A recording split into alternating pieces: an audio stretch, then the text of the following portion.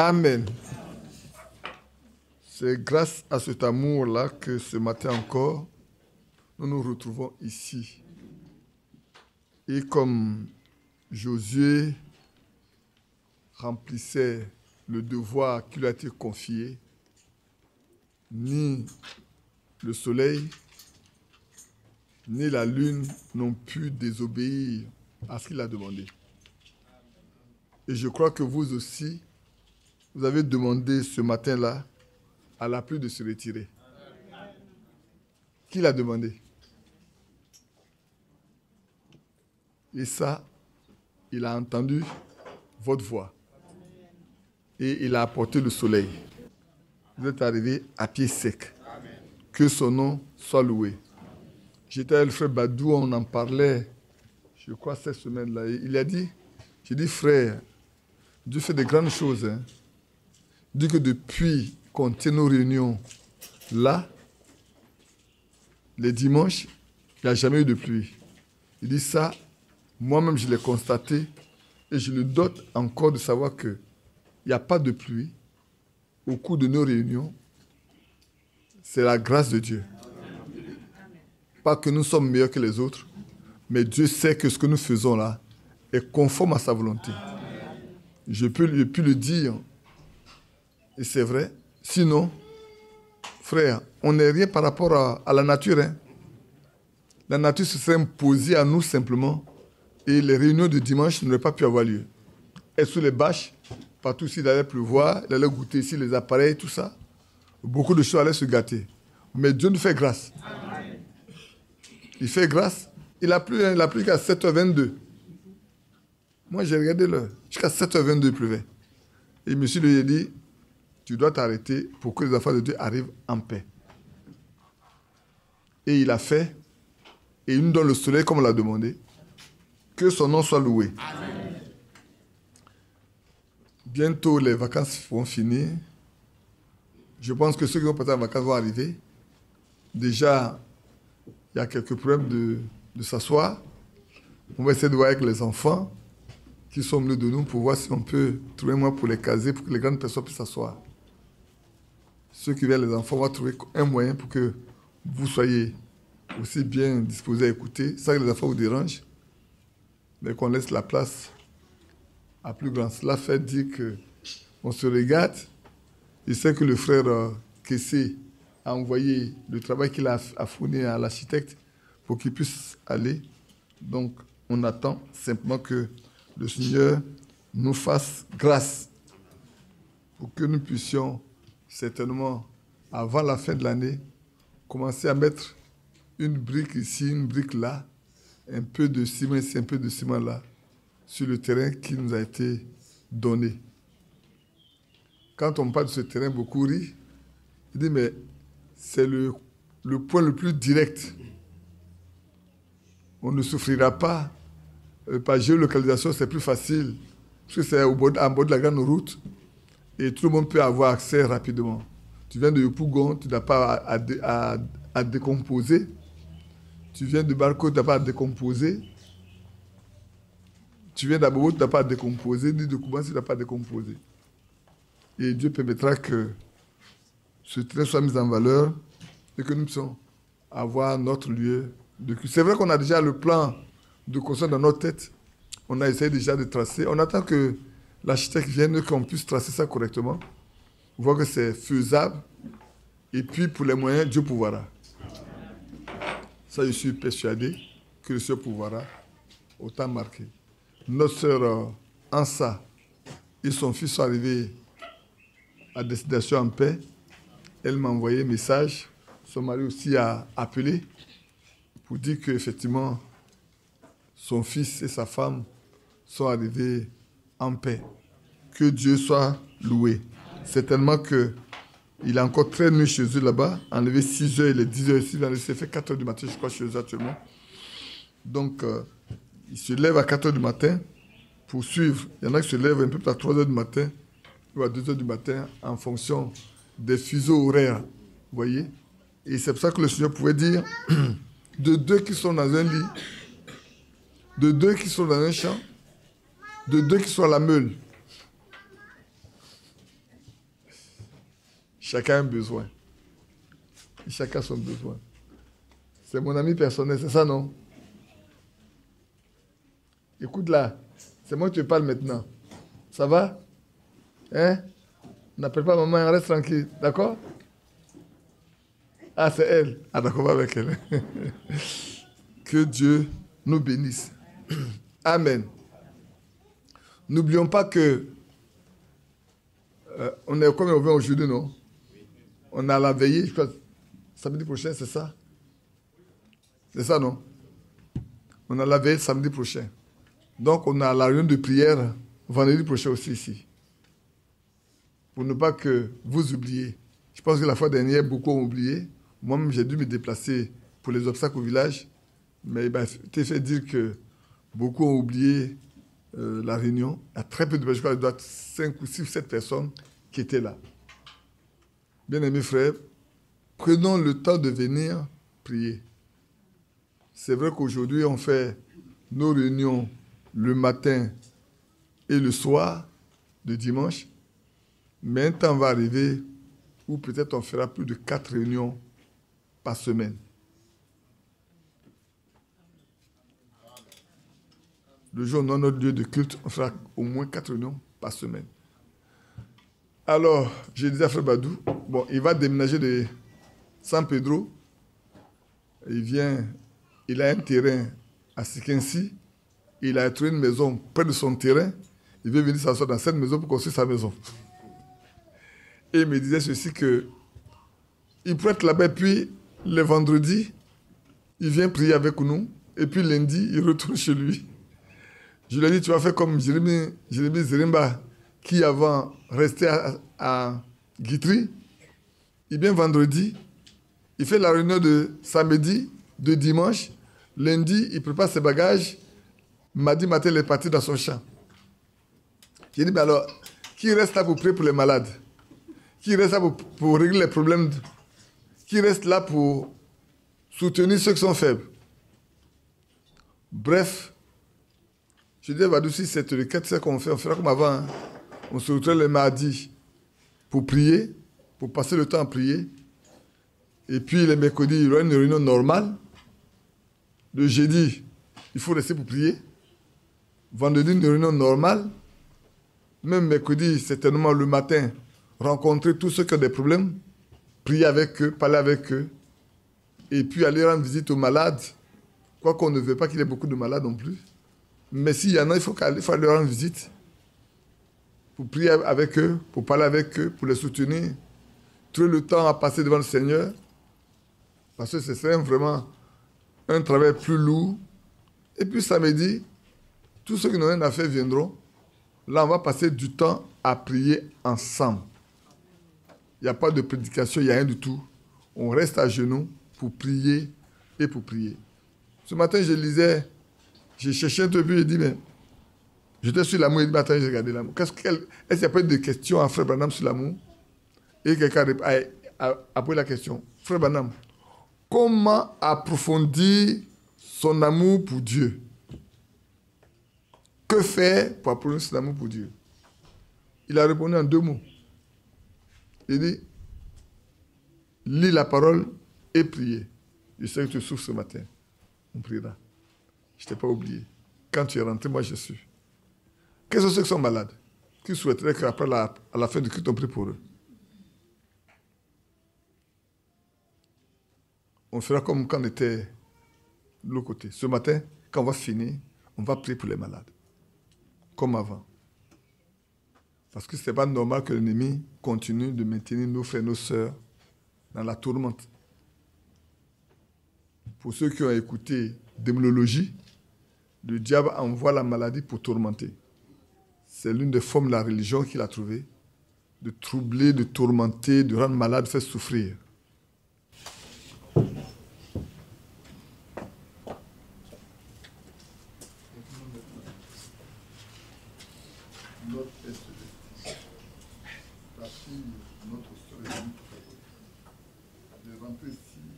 Malade.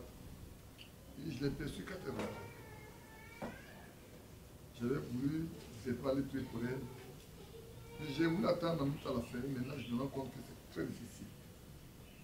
écoute notre cri, écoute notre cri. De même que Seigneur, tu as arrêté la pluie et nous donne le soleil, arrête cette maladie, qu'elle en soit délivrée totalement, au nom de Jésus-Christ. Amen. Amen.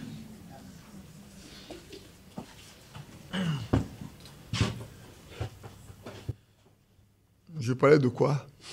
Je suis parti ailleurs. Donc, je disais qu'on allait prier pour les malades. On le fera. Pour les autres, on le fera juste après la réunion. Faire comme autrefois. Donc, on va reprendre une vie chrétienne normale. Prier, trouver le temps de prier. Parce qu'il n'y a pas de vie chrétienne sans la prière. Ça, nous devons le savoir. Un croyant, un chrétien doit prier. Et sa victoire se trouve au pied du Seigneur. C'est en allant au pied du Seigneur, en restant à ses pieds, en lui parlant, en s'attendant à lui seulement qu'on peut obtenir tout ce dont nous avons besoin.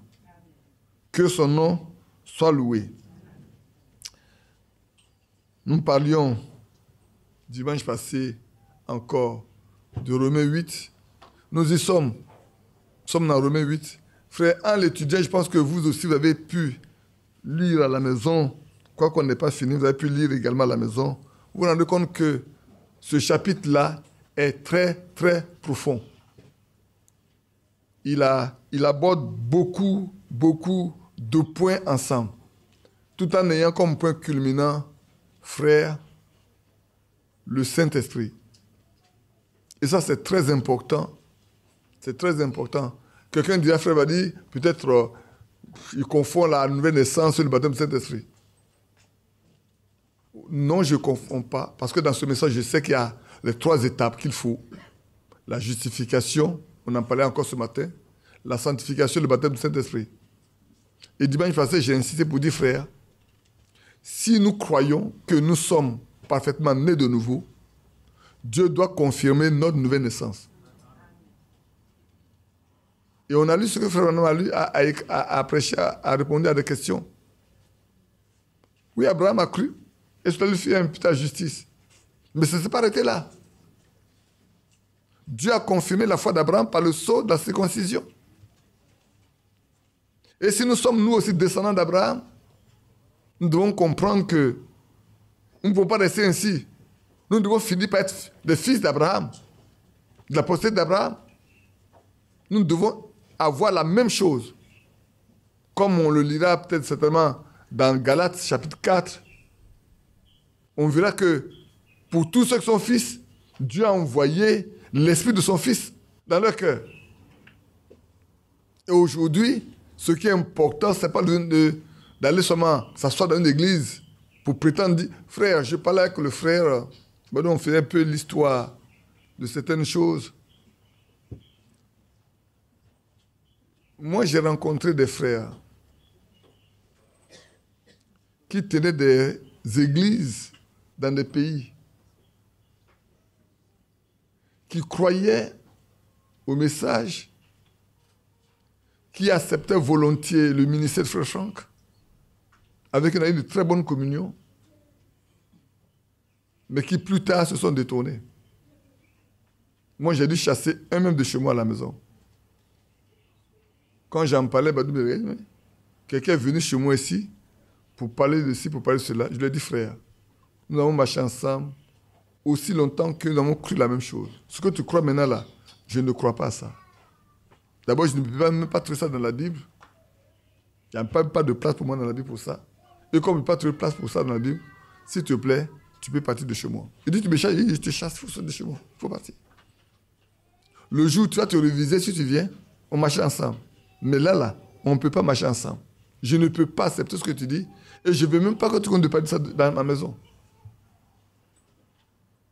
Il était surpris de mon comportement, mais il lui a dit, tu peux partir.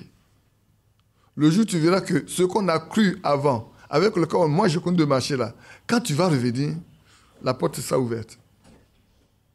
Mais à l'instant où nous en parlons là, j'ai dû dire à un frère, vous savez, j'ai dit, frère, tu sais, c'est dans ce message qu'on se connaît. Si demain, toi et moi, nos chemins ne peuvent pas se croiser dans ce message, considère que tu ne m'as jamais connu. considère ça, hein, que tu ne m'as jamais vu, tu ne m'as jamais connu. Parce que si j'abandonne beaucoup de choses pour venir là, ce n'est pas pour faire l'à peu près.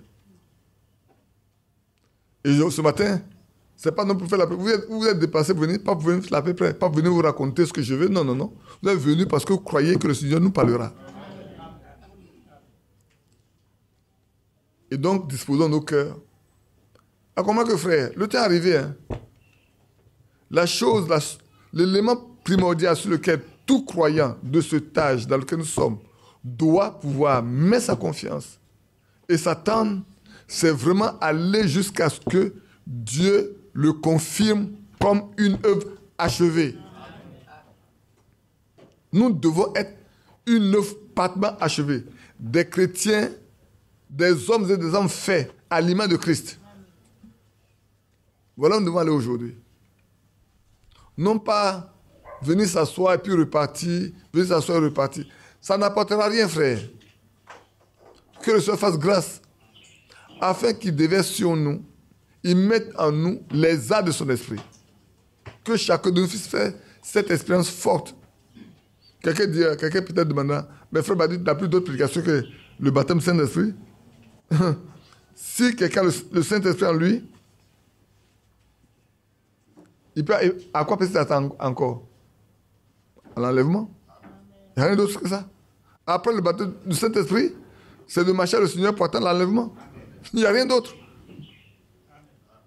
Si quelqu'un a été visité par le Seigneur et qu'il a eu le Saint-Esprit, Dieu lui a donné son esprit, Dieu l'a mis dans son corps. Et quand il viendra prendre ce corps-là, il sait qu'étant membre de ce corps, il ne va pas rester ici.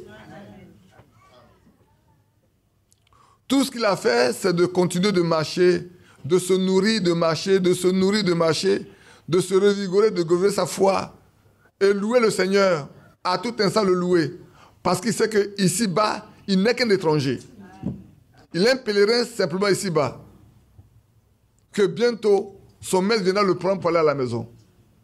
Or que la mort vienne ou la mort ne vienne pas. Vous savez, la mort est je vous ai dit, la mort c'est un esclave qui nous amène à la maison. On change de lieu d'habitation. Maintenant, quand tu changes de lieu d'habitation, dans quelles conditions es-tu avant de changer de lieu d'habitation? Le changement de lieu d'habitation ne change rien à ta condition normale. Le fait de passer de cette vie à l'autre vie ne change rien à ta condition. La condition dans laquelle tu es ici, c'est la même qui se répercute de l'autre côté. Si tu as la nature de Dieu en toi, quand tu vas passer de l'autre côté, c'est la même nature que tu as. Si tu es resté comme Caïn, si tu es resté comme Judas, si tu es resté comme le deuxième brigand à la croix, mais quand tu passes de l'autre côté, ta nature, ça, tu es le même brigand le même brigand. C'est tout. Mais l'autre qui était de l'autre côté qui a dit, souviens-toi de moi quand tu es dans ton paradis. Quand il lui a dit, maintenant même ce soir, tu es avec moi, sa condition l'a changé à la croix. Sa condition a déjà changé à la croix.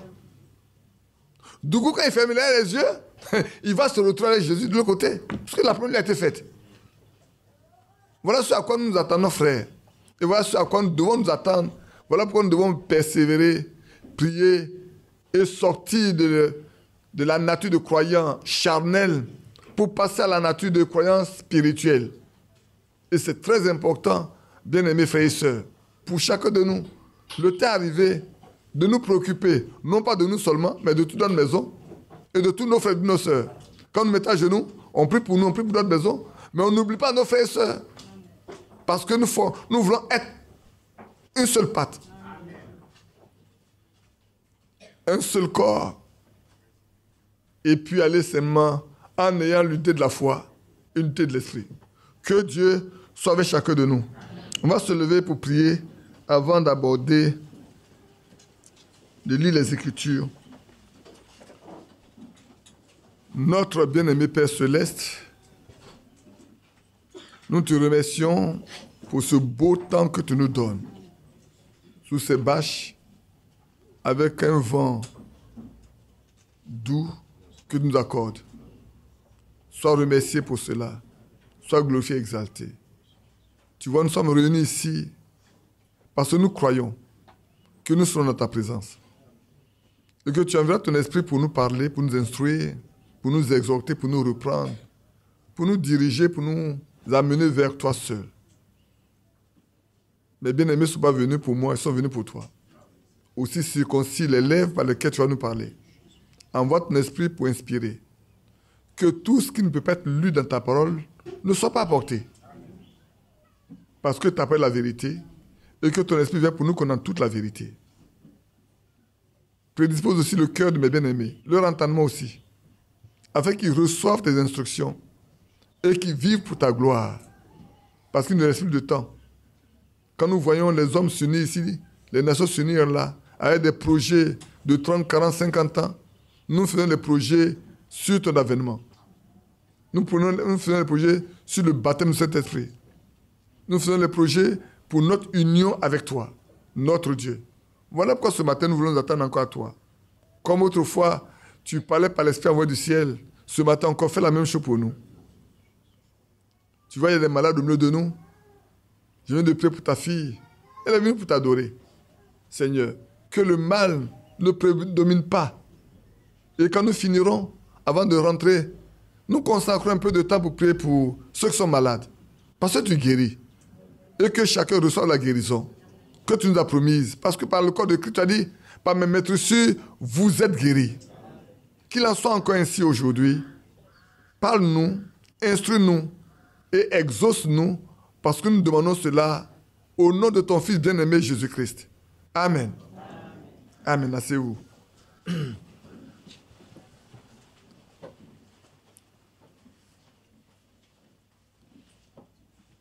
Nous allons relire un peu le verset 11, 12, 13 et puis le verset 14 avant de pouvoir poursuivre.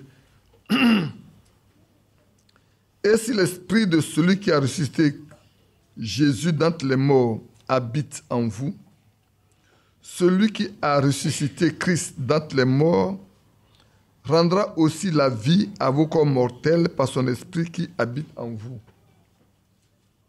Alléluia. C'est tellement merveilleux quand on lit. Ouais, c'est une assurance. L'apôtre Paul parle avec assurance. Il parle des croyants avec assurance. Il leur dit, si l'esprit qui a donné la vie à Jésus mort, si cet esprit habite en vous, mais vous aussi sachez que vous serez rendus vivants. Vous ne serez pas des hommes morts, des femmes mortes, vous serez vivants. Et cette vie, ce n'est pas la vie que dans le monde. C'est la vie qui vient de Dieu, c'est la vie éternelle. Or, il y a un seul qui est éternel, c'est Dieu. Il n'y en a pas deux, il n'y en a pas trois. C'est vrai. C'est tellement merveilleux de voir que Dieu, rien au commencement, la Bible dit Dieu a créé l'homme à sa ressemblance, à son image. Et il venait chaque soir, comme vous pouvez le lire, communier avec ses enfants. Chaque jour, il descendait là. Il a donné un royaume à Adam. Quand vous relisez, vous allez voir, il dit, domine sur tout. Adam devait dominer sur tout ce que Dieu a créé, sur la terre. C'était son royaume. Et son père venait le soir dans cette communion fraternelle, dans cette communion pas fraternelle, dans cette communion, dans un amour total et un homme avec son fils et sa fille. Mais un jour, le méchant est intervenu. Oh, j'étais en train de relire encore, il dit, il est intervenu au milieu d'eux pour créer le problème. Il savait ce que Dieu avait préparé pour l'homme. Mais lui, il a perdu sa place. Pour avoir été orgueilleux, pour s'être rebellé, il a perdu sa place. Et quand il était dans sa terre, il savait. Il était le sceau de la perfection. Il savait quand Dieu créait. Et il a dit, il y a une seule chose. Il connaissait bien les Écritures. Hein. Ça n'est pas parti ailleurs. Il dit, bien, est-ce que Dieu vous a vraiment dit que ce table de vie là, ce table là, qui est au milieu du jardin là, où on devait manger, est-ce qu'il a vraiment dit? Mais il a vraiment dit. On ne peut pas faire douter. Il dit, oui, de tout ça là, devant toi, mais ce qui est au milieu là, on ne doit pas toucher. Il dit, non. Tu sais que Dieu sait que quand vous allez manger ça là, vous allez devenir comme des dieux. Vous connaîtrez le bien et le mal. Et il ne veut pas que vous connaissiez ce qui est bien et ce qui est mal. Et quand Sarah a regardé, Ève a regardé ça, Elle a trouvé que c'était très bien pour ouvrir l'intelligence. Pour connaître le bien et le mal. Mais ce que Dieu a dit de ne pas faire là, ne pas le faire. Alors si vous voulez, on va le lire pour bien regarder. Je commence encore à vous promener dans autre chose que les choses dont on doit parler ce matin. Mais on va aller. Nous laissons nous conduire seulement. Peut-être quelqu'un en ligne en a besoin. Je salue ceux qui sont en ligne.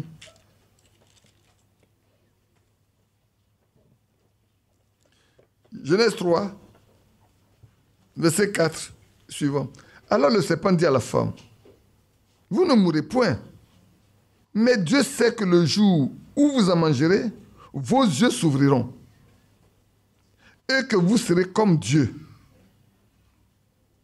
connaissant le bien et le mal. Jusqu'alors, Adam ne sait pas qu'ils sont comme Dieu. Et Ève ne sait pas qu'ils sont comme Dieu. Mais Dieu vous a créé à son image. Il a fait de vous des dieux. Puisque toute la terre est devant vous et c'est vous qui gouvernez. C'est vous qui dominez. Vous êtes un prince et une princesse dans leur royaume. Mais l'ennemi qui sait qu'il faut les sortir de ce royaume-là, c'est quelle écriture attaquer. Il n'est pas parti ailleurs. Il attaque juste une partie de l'écriture. Non, ne dites pas ça. Mais Dieu sait, Dieu le sait, que le jour où vous en mangerez, mais vos yeux s'ouvriront. Et vous serez comme Dieu. Vous connaîtrez le bien et le mal. La femme vit que l'arbre était bon à manger et agréable à la vue. Et qu'il était précieux pour ouvrir l'intelligence. Vous savez, je vais vous dire une chose. Regardez bien ce qui est dit ici. Hein. Quand Dieu va intervenir pour poser la question, cette phrase qui est dite ici, là, aura une autre forme. Mais on me demande, mais où va nous envoyer ce matin? Je vais vous lire l'écriture. Regardez bien dit. La femme vit que l'arbre était bon à manger, et agréable à la vue, et qu'il était précieux pour vous l'intelligence. Elle prit le fruit, elle prit de son fruit, et en mangea. Elle en donna aussi à son mari, qui était auprès d'elle, et il la mangea. Maintenant, retournons, regardez ici. Quand le Seigneur va venir pour poser la question au verset 12, verset 13, regardez ce que va dire Ève. L'homme répondit, la femme que tu as mise auprès de moi m'a donné de l'arbre et j'en ai mangé. Il dit à la femme, pourquoi tu fais cela? La femme répondit, le serpent m'a séduite et j'en ai mangé. Ce qui était bon et agréable est devenu maintenant une séduction. Ce qui était bon et agréable pour connaître, pour être comme Dieu, pour connaître le bien et le mal, est devenu ici une séduction. Hier, tu disais que c'était bon et agréable pour devenir comme Dieu. Maintenant que tu as fini de manger ça, tu te rends compte que c'était une séduction. Faites attention, frère. Prenez garde. Il a des millénaires d'expérience. On ne peut pas se comparer à lui, l'ennemi. Restons cachés toujours sous Christ. Pour être protégés. Tout ce que le diable peut vous proposer, frère, derrière, il y a du mensonge. Il y a de la tromperie, il y a de la fausseté. Et il y a la mort. Il y a la mort. La mort accompagne tout ce que le diable fait. Et ici, comme le lisons dans Romains, le temps est venu, frère, d'avoir l'esprit de celui qui est l'auteur de la parole. Si son esprit en nous, rien ne peut nous sortir de cette parole-là. Parce que c'est lui qui l'a créée, c'est lui qui l'a écrite. Et il peut dire ceci, que quand l'esprit viendra, il nous conduit dans toute la vérité. Le temps est venu, frère, pour chacun de nous, d'être conduit dans toute la vérité. De sorte que quand vous serez assis là, et qu'une prédication vient, qu'elle n'est pas conforme, dans votre cœur, il y a une alerte. Que je vous dis, attention. Attention. Et pour la question, frère, ce que tu as dit là, Est-ce que ça va être les Écritures? De sorte que ce qu'on ne peut pas. Hier, mon frère, moi, on a écouté une chose. Il a dit, mais moi, je ne peux pas prêcher ça. Tu as vu ma réaction quand tu étais dans la voiture, non? Moi, je ne peux pas prêcher ça parce que je n'ai pas d'écriture pour le justifier. Je suis resté tout le temps à regarder, à chercher. Je n'ai pas d'écriture pour le justifier. Lui, il peut le dire, mais moi, il ne peut pas le dire. Parce que si moi, je dois de toi te le dire, je dois aller écriture par écriture. Oui, frère. C'est pour ça que, bien aimé, quand vous avez plusieurs déclarations, ramenez toutes les déclarations à la parole et restez avec celles dont vous trouvez les traces dans la Bible. Et c'est important. Nous sommes arrivés au temps où, frère, vous devez être très, très, très prudent et veillant. Revenons encore ici dans Romains 8, 11. Et si l'esprit de celui qui a ressuscité Christ, Jésus, d'entre les morts habite en vous, et s'il habite en vous, il faut qu'il habite en nous. Il faut qu'il habite en nous. Que cette condition soit remplie. Si la condition est remplie, frère, le même esprit qui a ressuscité Christ, le même esprit qui habite en vous, c'est celui qui a ressuscité Christ qui habite en vous, il rendra la vie. Il va vous vivifier. Vous serez vivants. Vous ne serez pas des hommes morts, des femmes mortes.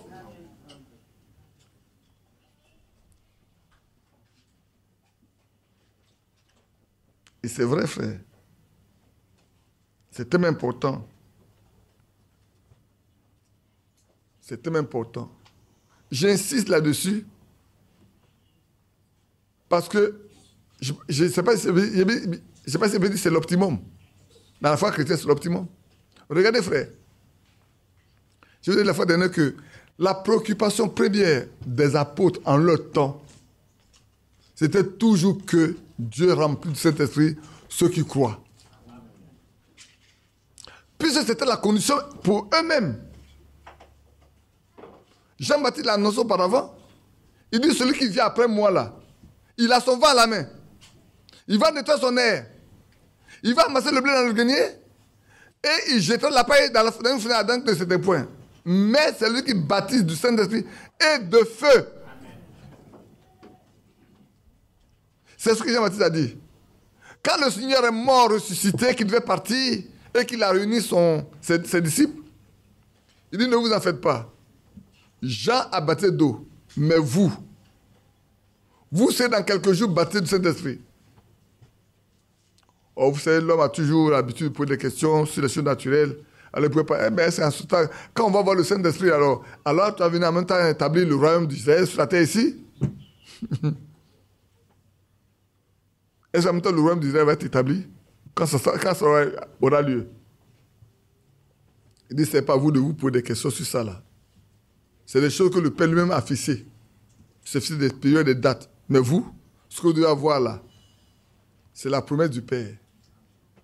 Attendez-vous à recevoir la promesse que le Père a faite. Et quand vous l'aurez, seulement pour être mes disciples. Depuis Jérusalem, la Judée et la Samarie. Où il a fixé leur terrain d'action. Mais ce terrain d'action, ils ne peuvent rien faire sur ce terrain d'action aussi longtemps que le Saint-Esprit ne leur a pas été encore accordé. Et quand à la Pentecôte l'ont eu, combien ont cru après? 3000. Après, ils sont passés à 5000. Quand on est dans Acte 4, vous allez voir, ils sont passés à 4000, à 5000. Et comme la promesse du Père, c'est qu'il donne le Saint-Esprit, quand Jean et Pierre ont donné la guérison à cet estropié-là, la jalousie est née dans le cœur des pharisiens de tout le monde. Il fallait les mépriser. Frère, c'est pas maintenant, hein, la jalousie là. Quand Dieu emploie quelqu'un, la jalousie n'est pas depuis aujourd'hui. Hein. Regarde depuis le temps de Moïse. Regarde depuis le temps même de Jacob.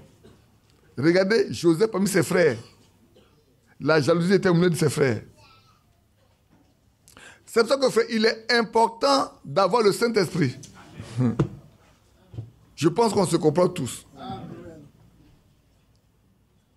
ses frères, sur 12, Dieu a choisi un. Au lieu qu'il le laisse au milieu d'eux, pour continuer que Dieu lui parle, pour qu'il soit préservé, ils n'ont pas voulu. Même le père, même Jacob, il t'a dit, attends, Joseph, tu vas pas me dire que ta maman et moi, là, nous allons venir nous prosterner devant toi? Quelles sont ces visions-là?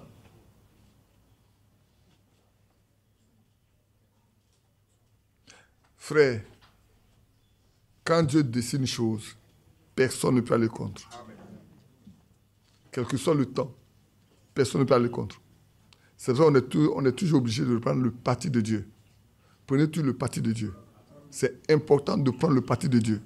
Souvent, qu'est-ce qu'on fait? On pose des actes pensant que ça va empêcher Dieu de faire ce qu'il a voulu. Mais au contraire, on pose des actes pour amener l'accomplissement de ce que Dieu a voulu. Amen. Dieu a dit à Abraham que sa descendance passera 400 ans dans un pays étranger, on va la maltraiter, on va faire tout ça, mais lui va le délivrer. Le chemin par lequel ça va arriver là, aucun humain ne savait ça. D'Isaac, ça n'a pas eu lieu. Jacob arrive, et puis ses enfants naissent, les 12 tribus sont là. Et il y a un qui devient visionnaire. Et ces visions commencent à titiller les autres et les embêter. Celui-là, il faut le sortir du milieu de nous. Alors on va être en paix. On ne veut pas chaque matin se lève pour nous raconter ce qu'il pense. Le matin, c'est ceux qui dorment, qui voient le ciel, à qui Dieu parle. Et puis, éloignons-nous de la famille. On sera en paix. Vous ne pouvez jamais être en paix quand Dieu est avec lui. Amen. Puisque Dieu est avec Joseph, vous n'allez jamais être en paix. Hein? Dieu est avec Joseph. Vous ne serez pas en paix. Dieu était avec les apôtres. Les pharisiens peuvent être en paix. Les sadducéens peuvent être en paix. Dieu étant en Christ, étant au milieu d'eux, il ne peut pas être en paix. Il peut dire, vous voyez, on ne gagne rien. Tout le monde va à lui. Il faut qu'on l'ôte du milieu de nous. Et quelqu'un dit, mais vous ne savez pas qu'il faut qu'un seul meure pour toute la nation. Oui, il faut qu'un seul meure pour toute la nation. Et c'est lui. Pas quelqu'un du milieu d'eux. Hein. C'est lui là qui va mourir pour toute la nation. Oh, c'est tellement beau de voir ce que Dieu fait. Et donc, ils ont éloigné Joseph du milieu d'eux. Mais pour finir, ce n'est pas Joseph qui est parti à eux. Hein. C'est eux qui sont partis à Joseph. C'est eux. Hein? Joseph était tranquille dans son lieu, faisant ce que Dieu lui a demandé de faire. Il est passé par des moments difficiles, ce Joseph-là. C'est vrai. Dans une citerne. Ensuite, dans une belle maison. Après, dans une prison. Et puis après, il est devenu, je peux être le super patron. On dit, à part la femme du trône, Joseph, tu es établi sur tout. Tu as autorité sur tout. À part ma maison, ma femme, les enfants et moi, tout le reste là, tu as autorité sur tout. Va. Et cette autorité-là a mené ses frères. Dieu a créé la famine. Ce qui allait l'amener chez Joseph là, Dieu lui-même l'a créé. Ce n'est pas Joseph qui l'a créé. Dieu lui-même l'a créé.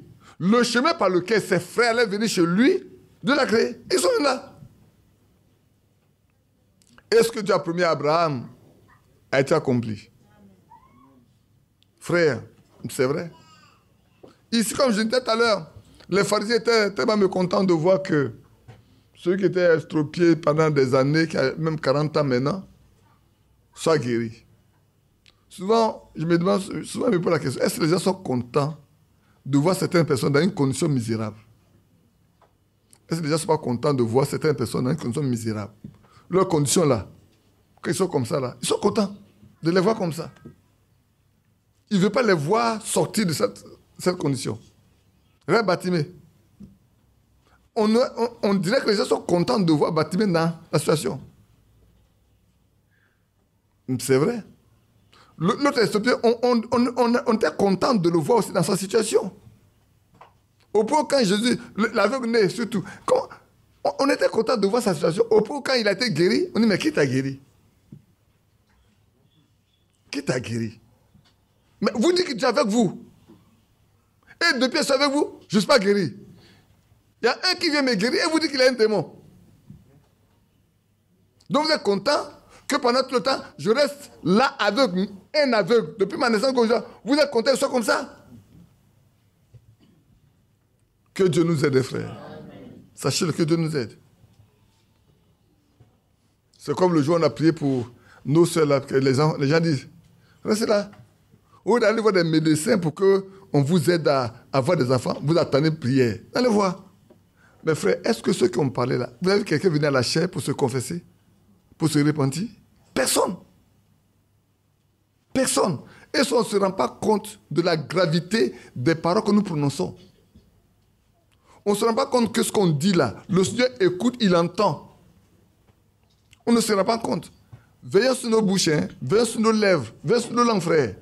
De peur que les choses que nous prononçons aujourd'hui ne nous rattrapent plus tard. Ce que nous disons aujourd'hui, ça va nous rattraper plus tard. Et comme ce qui était important pour les apôtres, c'était le baptême de Saint-Esprit. Et c'était important également pour le maître. 5000 personnes se retrouvent là. Frère, dites-moi, quand vous lisez la Bible, souvent certaines choses ne vous dérangent pas. 5000 personnes se retrouvent pour prier parce que Jean et Paul étaient, et Jean et Pierre ont été mis en prison, sont sortis, sont venus raconter aux frères. On dit tous étaient dans un même lieu, ils priaient. Le Saint-Esprit est descendu sur eux tous. Parce que c'était primordial que chacun puisse être rempli du Saint-Esprit. Revenons à ce que j'ai dit, à ce dont je parlais tout à l'heure. La justification, la sanctification, le baptême du Saint-Esprit.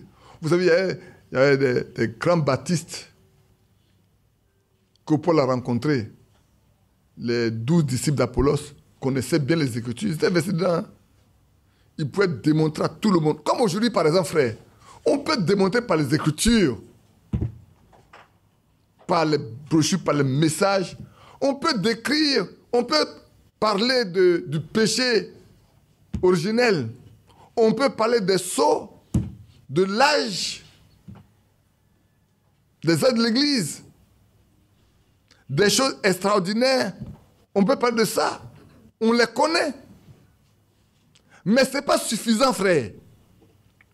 Ce n'est pas suffisant de connaître ça, frère. Ce n'est pas suffisant de connaître ça seulement. Voir des gens qui étaient avec Apollos, ils connaissaient bien les Écritures. Ils pouvaient démontrer à tout le monde que Jésus est le Fils de Dieu. Il est le Messie. Il est le Christ. Parce que c'était le problème en ce temps-là. Le vrai problème, c'était ça. Jésus se faisait pour Dieu. Se faisait passer pour Dieu. Ça, on l'a tué. On dit, toi qui es homme, tu te fais Dieu. On ne t'a pas lapidé pour les bonnes œuvres que tu as fait. On veut te lapider parce que toi qui es homme, il dit, mais attendez. Vous m'accusez de dire je suis Dieu, alors que le psaume 86, n'est-ce pas, mais dit vous êtes des dieux.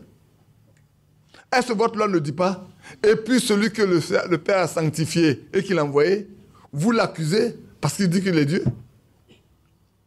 Mais le Père et moi sommes un. Ah oui, frère. Donc, à ce temps-là, il faut démontrer par les Écritures qui était le Seigneur. Aujourd'hui, en notre temps, on va démontrer par les Écritures qu'on connaît la semaine de serpent. On va démontrer par les Écritures que l'épouse passera par la grande tribulation. On va démontrer par les Écritures que, vous savez, l'enlèvement va avoir lieu. On va démontrer par les Écritures, oui frère, les sceaux, les actes de l'Église, la divinité. Mais ce n'est pas suffisant, frère. Ceux de Paul là, ils avaient aussi la même connaissance. Mais une chose leur manquait. Quand Paul les a rencontrés, il les a écoutés. Il était peut-être émerveillé, mais il avait eu pitié pour eux. Il dit, mais attendez, dites-moi, vous avez une très grande connaissance comme celle-là, mais est-ce que vous avez été baptisé du Saint-Esprit depuis que vous avez cru? Vous connaissez ça, c'est vrai. Mais est-ce que ça, là, vous avez été bénéficiaire de ça? Il dit, mais nous, on ne sait même pas qu'il y a un problème du Saint-Esprit. Hein? On est ignorant complètement. En bon? Alors il va commencer, le grand docteur, il va commencer par leur exposer les choses. Il a dit, mais le baptême de Jean là, ne vous amène pas à ça. Vous devez reprendre votre baptême. Allons-y, allons-y, il faut que vous repreniez votre baptême. Et Paul les a baptisés, et il leur a fait l'imposition des mains. Et ils ont tous été remplis du Saint-Esprit. Après, la porte pouvait les laisser partir. Parce qu'il sait que ceux-là, ne vont jamais s'égarer. Vous savez pourquoi j'ai dit ça? Qui sait pourquoi j'ai dit ça?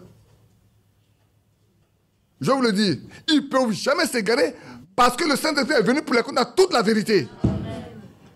Ils n'ont pas besoin de Paul à côté d'eux. Ils n'ont pas besoin de place à côté d'eux maintenant. Désormais, ils savent que l'auteur de la parole est en eux. La vie, Dieu même est en eux. Et il va les conduire dans toute la vérité. Frère, un tel homme, seul, dans n'importe quel lieu, il ne deviendra jamais autre chose qu'un chrétien. Il ne peut pas changer de nature, changer de goût, changer de facette. Quel que soit ce qui va arriver, il va rester toujours chrétien. Par contre, celui qui dit, moi, j'ai été justifié, ça suffit, ça ne suffit pas. Prends les 4 terrains sur lesquels le semé a semé. Tu es sur lequel des terrains, toi? Tu es sur lequel des terrains? Tu es sur le bord de la route? Est-ce que tu es sur le terrain bien préparé où la bonne semence est tombée? Et tu tombes la bonne semence d'ailleurs? Est-ce que tu as la bonne semence? N'es-tu pas certainement peut-être dans les épines ou sur les cailloux? Sur les 3 premiers terrains, frère, soeur, si c'est sur les 3 premiers terrains tu es, sache que tu vas tomber. Tu vas sortir. C'est pour ça que frère, ça sort. Vous pouvez baptiser 3, 4, 5, 6 personnes. Vous allez voir encore 2 ou 3 après, plus tard après. 2 ans, 3 ans plus tard après, vous allez voir qu'il y a 2 personnes qui sont encore en vie. Les autres sont mortes. Mais il y a d'autres encore que tu vas baptiser. Et puis il y en a qui vont pas. Encore tu vas baptiser. Jusqu'à ce que le Seigneur vienne, on va continuer de baptiser, on va continuer de baptiser, de baptiser, de baptiser. Et vous allez voir, l'église va jamais être trop plein plutôt. Il va y avoir de la place. Mais ceux qui ont été jusqu'au baptême de Saint-Esprit seront toujours présents. Amen. Parce que c'est Dieu qui vit en eux. C'est lui qui vit sa vie en eux. Oui, c'est vrai, frère. Le monde ne peut pas les séduire. Le péché peut être trop beau.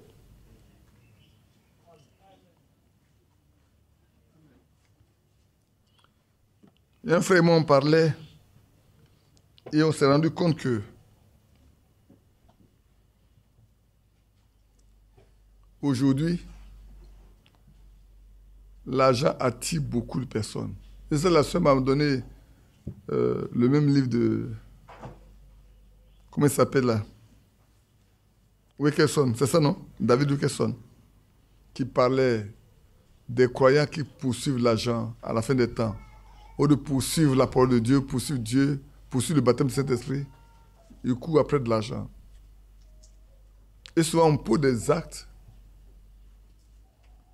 Je me demande même quand on pose certains actes, je me demande si ceux qui posent les actes là, se demandent si le Seigneur ne voit pas les actes qu'ils posent.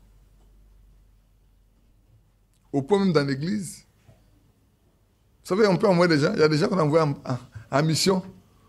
On donne l'argent à quelqu'un pour aller aux gens qui ont la mission, on court une partie. On ne donne pas le tout. On prend une partie pour soi et puis on donne la partie là pour ceux qui vont en mission. Comment on peut en arriver à ce point-là? Avoir l'amour de l'argent à ce point où au point on peut même gruger son propre frère. Frère, vous voyez, non? Écoutez-moi bien. C'est pas parce que je prêche, je vais au ciel. Hein? C'est pas parce que ce soir là, il faut se travailler pour aller au ciel. Hein? C'est pas parce que vous avez des grands songes, des grandes visions, vous allez au ciel. Hein? Point du tout, frère. Vous n'irez là que si et seulement si Dieu habite vos cœurs. Amen. Si et seulement si vous formez un seul corps avec lui. Si et seulement si vous êtes né de nouveau et conduit par le Saint-Esprit. Tout le reste mène à la mort. Vous savez, nous, on peut parler de croyants, de semi-croyants. Frères, aujourd'hui, arrêtez-vous. Considérez que dans le monde, il n'y a que 2 groupes de personnes. 2 catégories, il n'y en a pas 3. Il n'y en a que 2. Qui sait que c'est vrai? La première catégorie, je vais attendre, t'as dit. La première catégorie, c'est qui? Comment? Et la deuxième catégorie, c'est qui? Bien. Bien. Tu l'as dit déjà. Aujourd'hui, dans le monde, il n'y a que et des croyants et les non-croyants. Ne catégorisez pas les croyants. N'est croyant que celui qui est vraiment fils de Dieu. Amen. Tu ne l'es pas s'il n'est pas fils de Dieu. Aussi longtemps que tu es fils de Dieu, sache que tu peux t'asseoir dans l'église, mais tu es de l'autre côté. Alors soyons fils et filles de Dieu. Amen. Le temps est arrivé où on doit être fils et filles de Dieu pour ne pas être de l'autre côté. Et si l'esprit de celui qui a ressuscité d'entre les morts habite en vous, il rendra aussi la vie à votre corps mortel. Oui, on est sur le verset 11 seulement. Hein. Pourtant, on avait parlé longtemps, longuement, l'autre fois. Mais je ne sais pas pourquoi.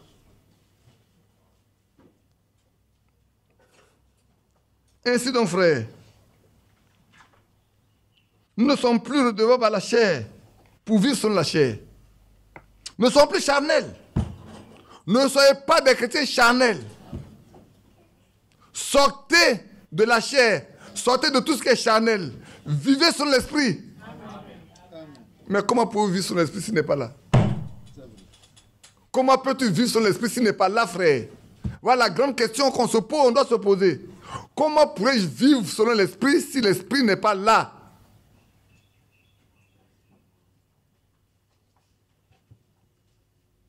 Aujourd'hui, ici, ce bâtiment-là, juste à côté là, le grand bâtiment qui est là, il y a une église dedans. Quand vous sortez, vous levez la tête là, juste de l'autre côté, il y a une église dedans. Attention, faites le culte aussi.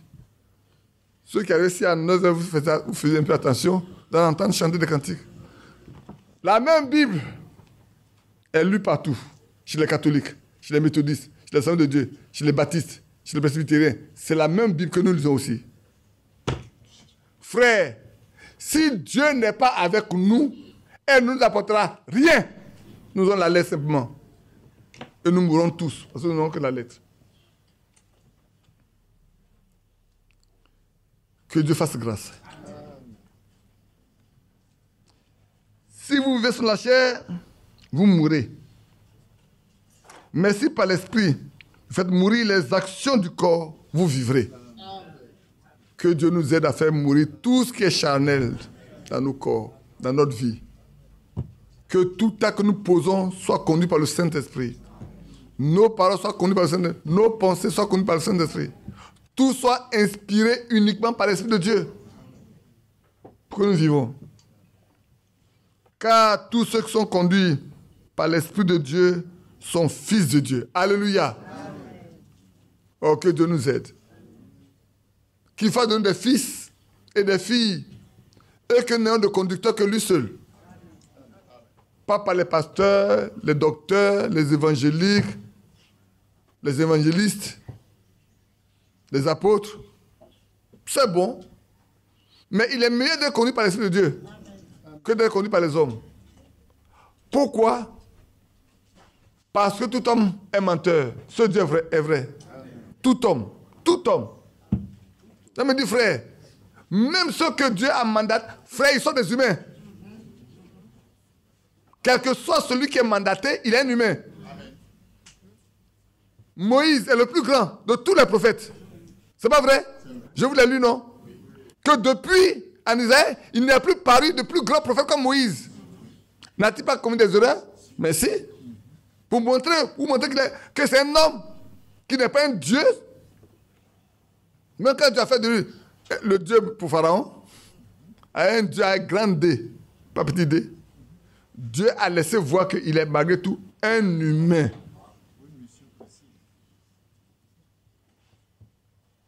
C'est vrai.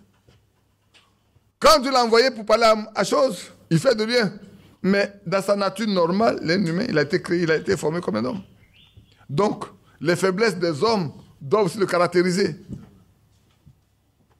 De ça, vous voyez, lui qui était destiné à envoyer le peuple sur la terre promise, n'y est pas rentré. Il n'y est pas rentré, frère. C'est vrai. Que Dieu soit avec nous. Et Dieu a fait la même chose avec Frère Branham. Il a laissé Frère Branham faire des erreurs pour montrer seulement qu'il est un homme. Seul Dieu ne peut pas commettre des erreurs. Tout homme fait des fautes. Mais Frère Franck a consacré un homme et sa femme sur la base d'une prophétie. Sur la base d'une prophétie. C'est Dieu qui l'a repris. Pour montrer qu'il reste aussi un homme. Oui, frère. C'est pour ça que, frère, qu'on soit d'accord avec moi ou pas, c'est pas ça qui m'importe. Moi, je ramène tout aux Écritures. Je ramène tout aux Écritures. Quand je ne comprends pas, je laisse de côté. Mais il ne faut pas venir me dire que c'est ça et puis demain, tu ne peux pas m'expliquer ça par les Écritures. Hein? Ce que nous vivons là, c'est parce que quelqu'un n'a pas été capable d'expliquer dedans les Écritures pour dire, pour fonder ce qu'il a dit. Ce que nous vivons là, c'est parce que quelqu'un n'a pas été capable de donner les Écritures sur ce qu'il a dit là, qui fait vivre ça. Pour ceux qui ont des oreilles, ceux qui sont spirituels, comprennent ce que je dis. Dans ma maison, quand j'ai posé la question à la personne, donne-moi les Écritures, parce que moi j'ai des questions auxquelles je dois apporter une réponse, on n'a pas été capable de donner les Écritures. Oui, frère. On n'a pas été capable. Je parle, Dieu est témoin de ce que j'ai dit. On n'a pas été capable de me donner les Écritures qui prouvent ce qu'on prêche. Dieu est témoin de ce que j'ai dit. Et je l'ai vu devant moi. On n'a pas été capable de me donner les Écritures. Frère, ce n'est pas quelqu'un qui a dit, tu as prêché, je veux te donner les Écritures. J'ai des questions auxquelles je dois apporter des réponses. Isaac ne peut pas dire devant moi pour dire le contraire. Martin ne peut pas pour dire le contraire. Ils étaient témoins de ce jour-là. Quand j'ai dit à Didier, donne-moi les Écritures sur ce que tu dis, quand on va devenir femme, on va se marier, on va être femme, et quand on n'est pas marié, on est époux. Donne-moi les Écritures. Il n'a pas été capable de le dire. Je le dis très haut. Aujourd'hui, je vous le dis. Ce qui fait vivre ça, c'est parce qu'il n'y a pas d'écriture pour le justifier. Ils n'ont pas été capables. Ils n'ont pas été capables. Je veux que Matthias dise que ce qu'il dit est faux. Je veux qu'Isaac dise que ce qu'il dit est faux. Si les 4 minutes pouvaient parler ce matin, j'allais le faire parler.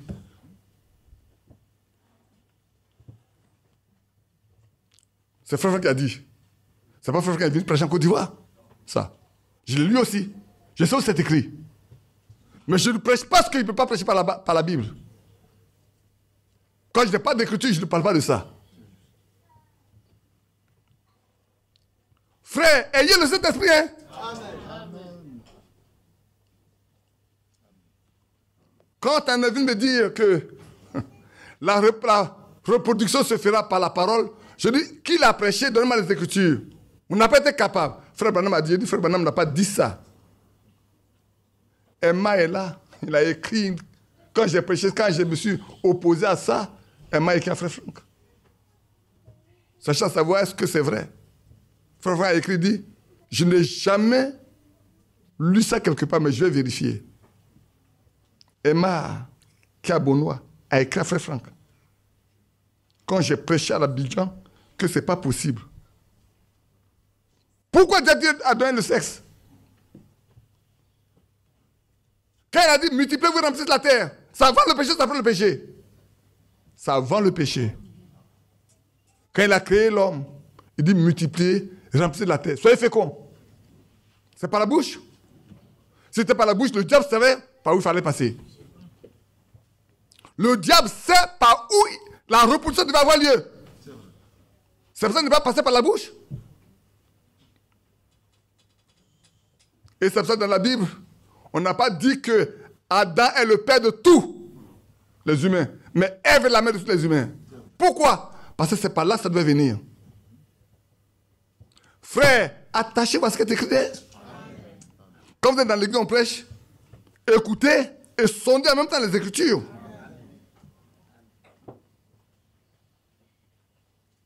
Quand Israël est venu, c'était Bassémé qui avait commencé cette prédication. Je m'étais opposé à ça. J'étais confronté à Isaac et je me dis Stanislas, il est mort aujourd'hui. J'ai fait des réunions avec lui là-dessus. J'ai dit, frère, vous ne pouvez pas apporter les Écritures avec ça. C'est ce qui m'a poussé à prendre toutes les prédications de Frère Branham et à sortir toutes les prédications par lesquelles Frère Branham a dit. Mais c'est pour cela que le sexe était donné. Lisez la parole parlée et la semence originale. À la page 54. Jusqu'aujourd'hui, j'ai encore ça. Allez-y, lisez également d'autres. Je vous ai donné tous les messages auparavant. Quand Israël est venu des États-Unis, il est venu du Canada, qu'il est venu prêcher la même chose. J'ai pris la main de mes deux frères, allons voir Israël, qui corrige ça. C'est pourquoi le mercredi est venu corriger ça. À votre réunion de prière.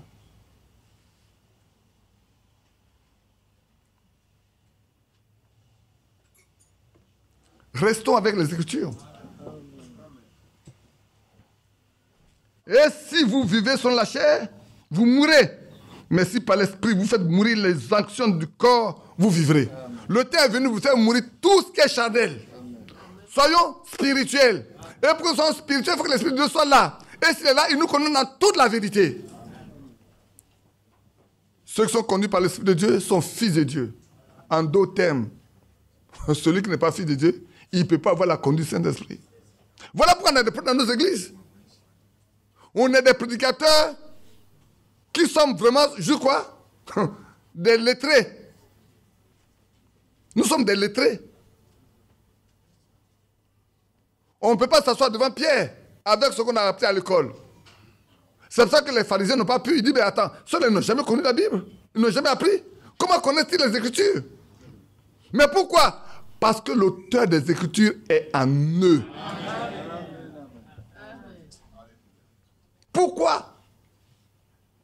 On dit, mais celui-là, il n'a pas été, il n'a pas étudié. Mais comment il connaît les Écritures? Mais il est l'auteur de l'Écriture. Toi, tu penses l'avoir appris. Tu as la lettre. Tu comprends rien du tout. Tu récites la lettre. Le temps est venu de ne pas réciter la lettre, frère. S'il vous plaît. Le temps est venu de ne pas réciter la lettre. Et vous n'avez point reçu un esprit de servitude. Oh là, je suis encore allé regarder la servitude, l'esclavage, la dépendance.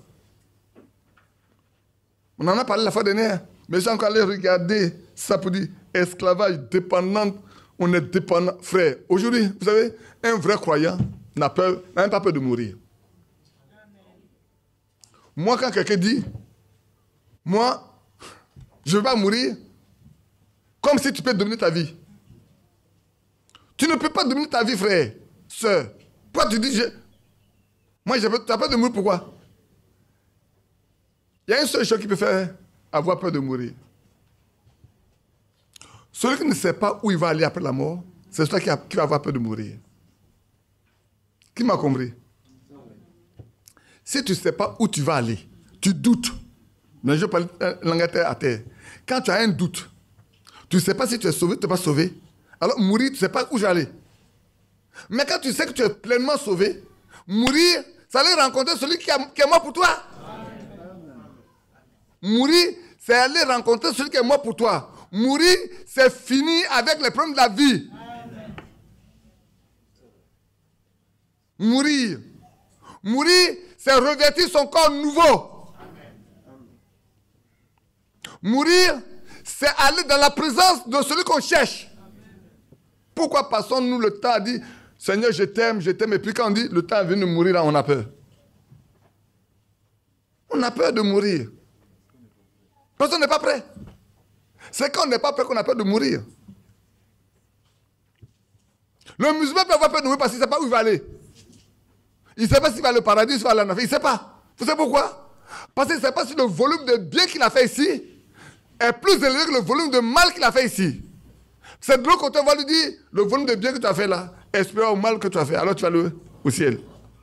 Ça peut la mort. Mais toi ici, tu dois avoir la certitude. Maintenant, tu dois avoir la certitude que si tu fermes tes yeux, tu es dans le sein d'Abraham.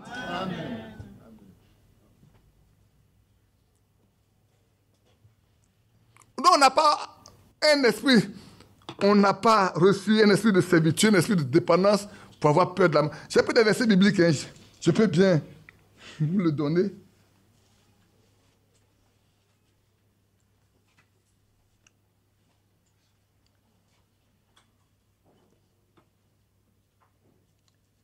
Laissez-moi regarder si ça c'est... Laissez-moi regarder une écriture simplement. Et puis je vais voir. J'ai pris quelques écritures. J'ai beaucoup parlé sans vous donner les écritures. Ceux qui sont en ligne ou ceux qui écouteront plus tard. Laissez-moi regarder ici. Oh là là.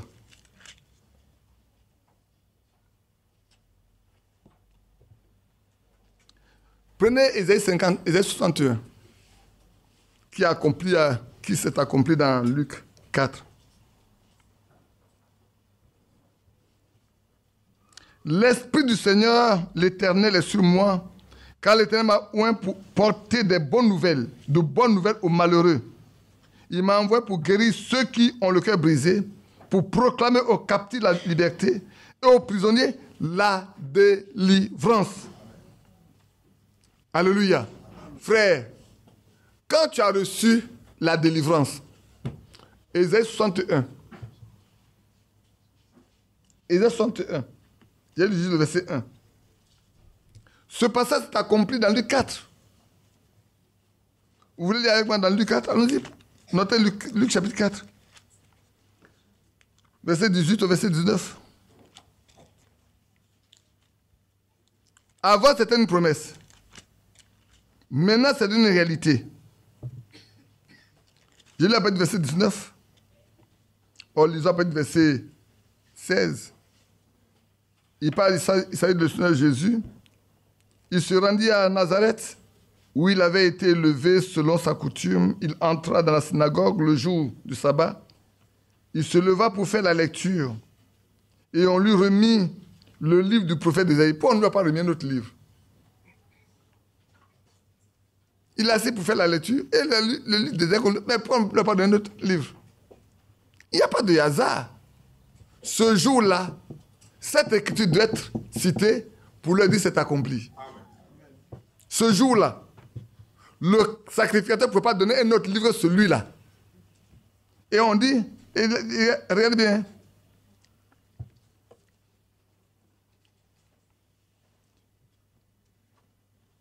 J'ai dit verset, ouais, c'est ça. Il entra dans la synagogue le jour du sabbat, il se leva pour faire la lecture.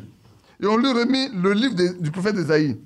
L'ayant déroulé, il trouva l'endroit où il était écrit. L'Esprit du Seigneur est sur moi, parce qu'il m'a oint pour annoncer une bonne nouvelle aux pauvres. Il m'a envoyé guérir ceux qui ont le cœur brisé, pour proclamer aux captifs la délivrance et aux aveugles le recouvrement de la vue, pour renvoyer libre les opprimés, pour publier une année de grâce du Seigneur. Et puis, il dit, ensuite, il roula le livre, le remit au serviteur et s'assit. Tous ceux qui se trouvaient dans la synagogue avaient les regards fixés sur lui. Alors il commença à leur dire, aujourd'hui, cette parole de l'Éternel, cette parole de l'Écriture que vous venez d'entendre est accomplie. Alléluia. Aujourd'hui, frère, quand c'est accompli, ça libère tous ceux pour qui il est venu. La parole est accomplie. Le fruit de l'accomplissement est vu. Les boiteux marchent. Les aveugles voient. Les sourds entendent. Les muets parlent. Les morts ressuscitent. Tous ceux qui sont en prison, les soulards ne boivent plus. Ah oui? Les ivrognes ne boivent plus. Les prostituées ne se prostituent plus. Les voleurs ne dérobent plus. Les assassins abandonnent leurs fonctions. Et les prédicateurs prêchent. Amen. Ceux à qui doit donner un ministère exercent leur ministère pour amener la vie. Oh, comme une fois c'est beau. On n'a plus peur de mourir. Si on doit mourir, qui décide d'abord de juste notre mort? C'est nous? Non. Tu ne peux même pas décider du jour de ta mort. Pourquoi tu dis j'ai peur de mourir? Quand la mort va venir, tu ne verras même pas ça. Vous savez, je vais vous raconter une histoire. C'était ma maman qui était très malade. Pourquoi elle était malade? Elle faisait une forte tension. Elle n'avait pas encore cru. Et puis, je la regardais, mais maman, pourquoi tu te fatigues comme ça? C'est la mort qui te fait peur comme ça, au point où ta tension monte là. C'est à cause de la mort que tu as peur comme ça là. Mais reste tranquille. Si la mort vient là, tu ne verras même pas ça où. Donc arrête. Il ne faut pas avoir peur de mourir. Ta tension va descendre. Et bien, ma regarde, mais tu as peur de la mort là qui te fait que ta tension monte. Frère, au bout de 3 jours, la tension s'est arrêtée. Elle n'en a plus jusqu'à ce qu'elle meure. Elle n'a plus fait de tension jusqu'à ce que ma maman meure à 96 ans. Elle n'a plus fait de tension. Parce qu'elle avait peur de mourir. Mais quand la mort devait venir là, elle était à côté, elle était là. Elle n'a même plus bougé. On a demandé que Dieu le prenne, la prenne plus tôt. Et puis elle est partie tranquillement. Elle n'a même pas crié. Elle ne s'est même pas remuée, n'a rien fait, elle est restée tranquille comme ça. Sa respiration a commencé à changer un peu. Un peu. Sarah a dit à ma soeur. Et puis ma petite dit à Sarah, il faut dormir. C'est comme ça. Et puis après, tout est resté calme. Elle n'a rien dit à personne. À 1h du matin, elle est partie. C'est à 4h qu'elle nous est arrivée pour dire, la maman est partie. Mais avant, qu'elle ne connaissait pas encore le Seigneur, mourir était une crainte pour elle. Elle avait peur de mourir. Elle voit ses enfants, ses petits-enfants, elle voit ce qu'elle pouvait manger, elle va mourir pour laisser tout ça là. Non, il ne faut pas. Elle vit pour manger ça. Mais si tu as peur de mourir, tu veux manger et tu as peur de mourir, mais tu vas mourir, la peur va te tuer. Frères et sœurs, n'ayons pas peur.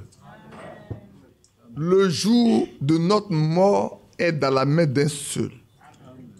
L'heure de notre départ se trouve dans la main d'un seul.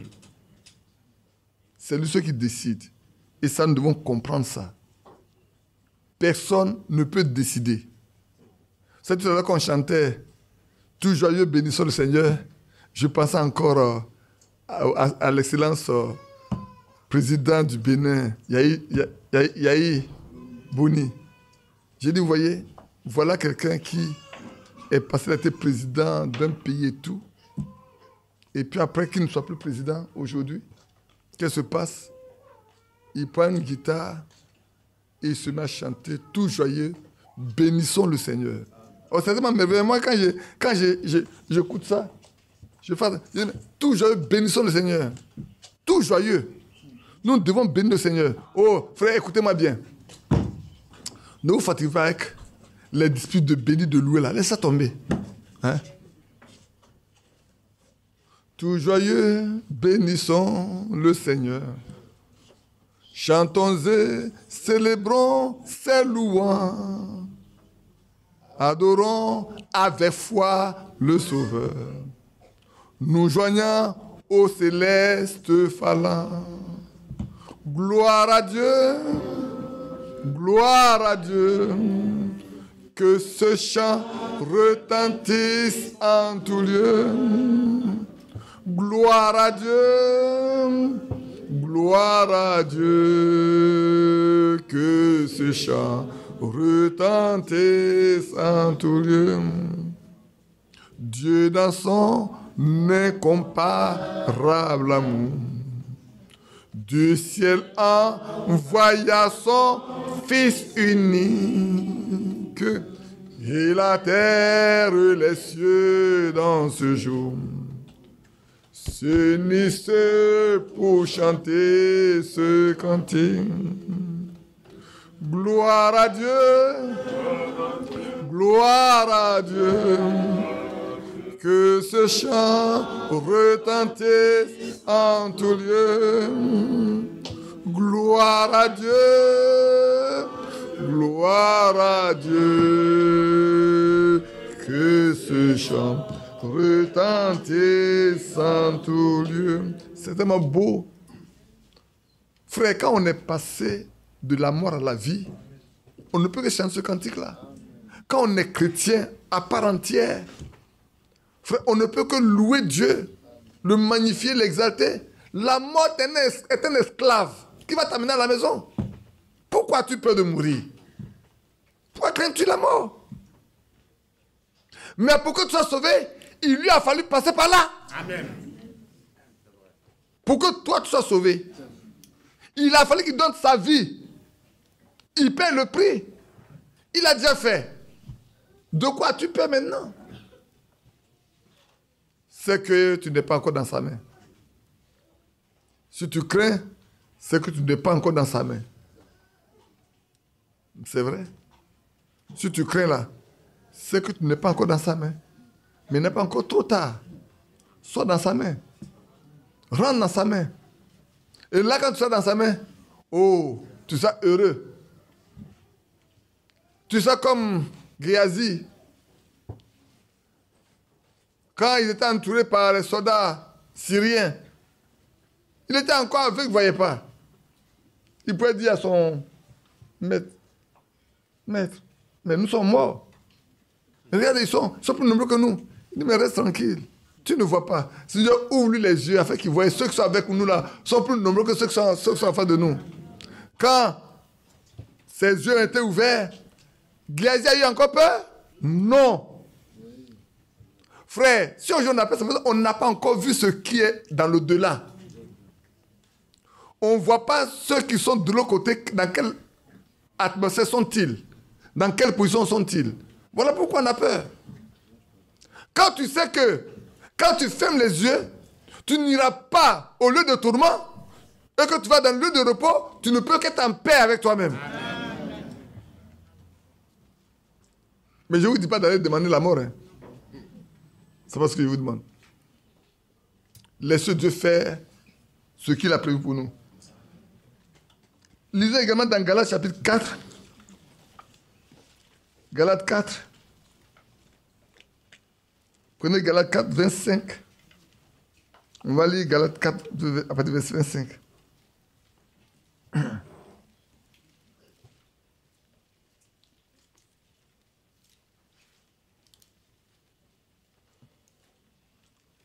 crois que c'est ça, oui. Bon, je vais lire de quoi les questions. C'est pourquoi renoncer au mensonge que chacun de vous parle selon la vérité à son... Ah non, je t'en dis l'Éphésiens, il dit c'est Galates. Vous voyez qu'on peut se tromper facilement. Galates 4, 25. Car Agar, c'est le mot Sinaï en Arabie. Elle correspond à la Jérusalem actuelle qui est dans la servitude avec ses enfants. Mais la Jérusalem d'en haut est libre. C'est notre mère. Quand il est écrit, rejette-toi stérile, toi qui n'enfantes point, éclate, époux des cris, toi qui n'as pas éprouvé les douleurs de l'enfantement, car les enfants de la délaissée sont plus nombreux que les enfants de celles qui étaient mariées. Pour vous, frères, écoutez bien, comme Isaac, vous êtes des enfants de la promesse. Et de même qu'alors, celui qui était selon la chair persécutait celui qui était selon l'esprit, ainsi en est-il encore maintenant. Mais que dit l'Écriture? Chasse l'esclave et son fils, car le fils de l'esclave n'héritera pas avec le fils de la femme libre. Alléluia. Amen. Frère, où a le lieu d'avoir peur? D'être de la servitude. Frère, je m'en vais au village, priez pour moi. Il y a beaucoup de sorciers chez nous là-bas. Tu n'es pas encore avec Christ. Si tu appelles des gens du village là-bas, tu n'es pas encore avec Christ. Jean a dit, celui qui est en vous est plus grand que celui qui est dans le monde. Frère, vous comprenez pourquoi j'insiste sur le baptême du Saint-Esprit? L'apôtre Jean a dit, celui qui est en vous. Celui qui est en vous. Il n'a pas dit ce qui est en vous, hein. Il n'a pas dit ce qui est en vous, il dit celui qui est en vous. S'il est en vous, vraiment, sachez qu'il est plus grand que ce qui est dans le monde. Amen. Mais il faut que ce soit nous. Celui qui est en vous, pas ce qui est en vous, mais celui. Et qui est celui-là, c'est Christ. Amen. C'est Dieu lui-même. Amen. Le Dieu qui est en vous, pas n'importe quel Dieu. Nous ne parlons pas de Baal, d'Astarté, de Dongon. Non, nous parlons de Jésus-Christ. Amen. Nous parlons de Dieu d'Abraham, d'Isaac et de Jacob. Celui-là, est-ce lui qui est en vous? S'il est en vous, Sachez qu'il est plus grand que celui qui est dans le monde. Donc, partout où vous partez là, frère, vous dominez tout ce qui est devant vous. Amen. C'est de ça qu'il est question. C'est de ça qu'il s'agit aujourd'hui, frère. C'est comme ça que nous devons marcher. Regardez bien quand l'apôtre Paul était en naufrage avec les autres. Quand les autres avaient tellement peur, l'apôtre Paul était dans la cale là-bas, dormait tranquille. Pendant 14 jours, ils ne mangeaient pas, mais ils étaient là. Et quand il est sorti, qu'est-ce qu'il a dit? Oh, c'est bon, hein? Quand il est sorti, on voit l'apôtre Paul venir. C'était le prisonnier. Mais le prisonnier qui est le maître du navire, le prisonnier sort là, il dit, restez tranquille. Le Dieu que je sers là, cette nuit m'envoie son ange pour me dire qu'aucun de vous ne périra. Alléluia. Déjà était sur la mer, dans les périls. Mais le prisonnier sort là, il vient faiblement, il a dit, n'ayez aucune crainte. Le Dieu que je sers, alléluia, cette nuit, il m'a envoyé son ange. Et voilà ce qu'il m'a dit. Prenez courage, mangez quelque chose. Ça fait 14 jours, mangez quelque chose. On va échouer. Oh là là, c'est bon, hein, frère.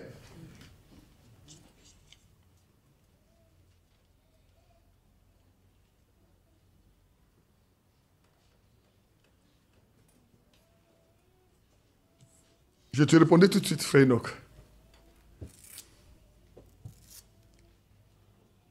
Alors le prisonnier sort tranquillement, il dit, ça fait 14 jours, mangez quelque chose.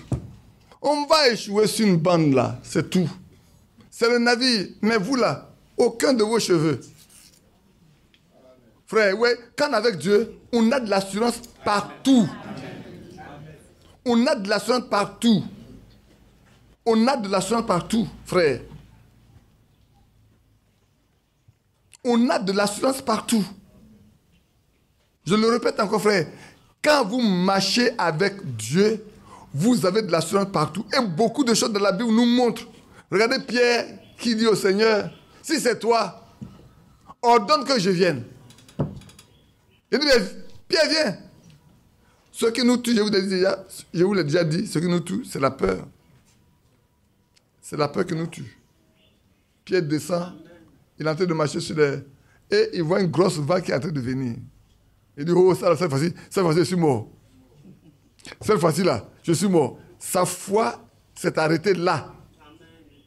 Non. Sa foi s'est arrêtée là. Et alors, il a commencé à sombrer. Le Seigneur dit, homme de peu de foi, pourquoi as-tu douté? Frère, ce qui fait que nous avons des problèmes, c'est parce que nous doutons de la puissance du Dieu avec lequel nous marchons. Notre problème là, c'est parce que nous doutons de la puissance du Dieu vivant qui est avec nous. Si nous ne doutons pas de lui, tout est possible à celui qui croit. Amen. Tout est possible. Nous doutons trop. Homme de peu de foi. Voilà pourquoi nous souffrons. Ne doutons pas. Celui qui est en vous est plus grand que celui qui est dans le monde. Voilà pourquoi, frère, j'insiste que chacun de nous puisse être une habitation pleine de Dieu. Que chaque frère, chaque soeur, ne nous contentons pas de venir tous les jours pour nous asseoir. Frère, restons à... Je ne sais pas comment je vais vous le dire pour que ça rentre. Restons à genoux jusqu'à ce que ça change avant de venir ici. Frères et sœurs, restons à genoux jusqu'à ce que ça change en nous avant que nous venions ici. Voulons-nous voir les choses de Dieu s'accomplir? Restons à genoux jusqu'à ce que tout change en nous. Depuis la maison, les choses changent. Alors quand nous sommes en train de venir là, nous allons dire, nous venons voir Dieu se manifester. Ah non, vous n'avez pas bien compris. Non, vous n'avez pas bien compris. Parce que quand tout a changé là, quand on vient, on chante des cantiques pour venir. Hein. On dit, je vais voir la gloire de Dieu se manifester. C'est là que je vais voir. Je ne vais pas pour une réunion seulement. Je vais communier avec le Dieu qui m'a sauvé. Je vais en chantant, en le louant, en l'exaltant. Parce que je suis certain qu'il ne va pas manquer d'être présent. Il sera présent. Pourquoi? Dites-moi pourquoi il va être présent. Regardez bien. Levez la tête. Il est en lui. Il est en moi. Il est en lui. Il est en lui. On est 4, non? Quand on va se rencontrer, qui va être là? C'est le même. Puis c'est là, nous. Alors, il va se manifester par lui, par lui, par lui, par moi, pas par moi seul. Il va se manifester. Chacun va bénéficier de la manifestation qui aura lieu de mon frère. Amen. Qui a compris? C'est pour ça que, frère, ne venez pas ici si ça n'a pas encore changé. En d'autres termes, je vous engage pour la semaine prochaine, quand on va à la convention, tout doit changer. Chacun va venir dire, frère, ça a changé chez moi. Chacun va dire, ça a changé chez moi. Pour nous voir la face de Dieu, lui sur chacun de vous. Ne nous contentons pas de venir nous asseoir ici, frère. Arrêtons ça. Passons à notre stade. Passons à la vitesse supérieure, frère. Maintenant, le temps est venu de passer à la vitesse supérieure. De voir que Dieu marche avec nous. Comme Paul pourrait dire, le Dieu que je sers. Qui servez-vous? Nous devons être capables de dire, le Dieu que nous servons là est avec nous.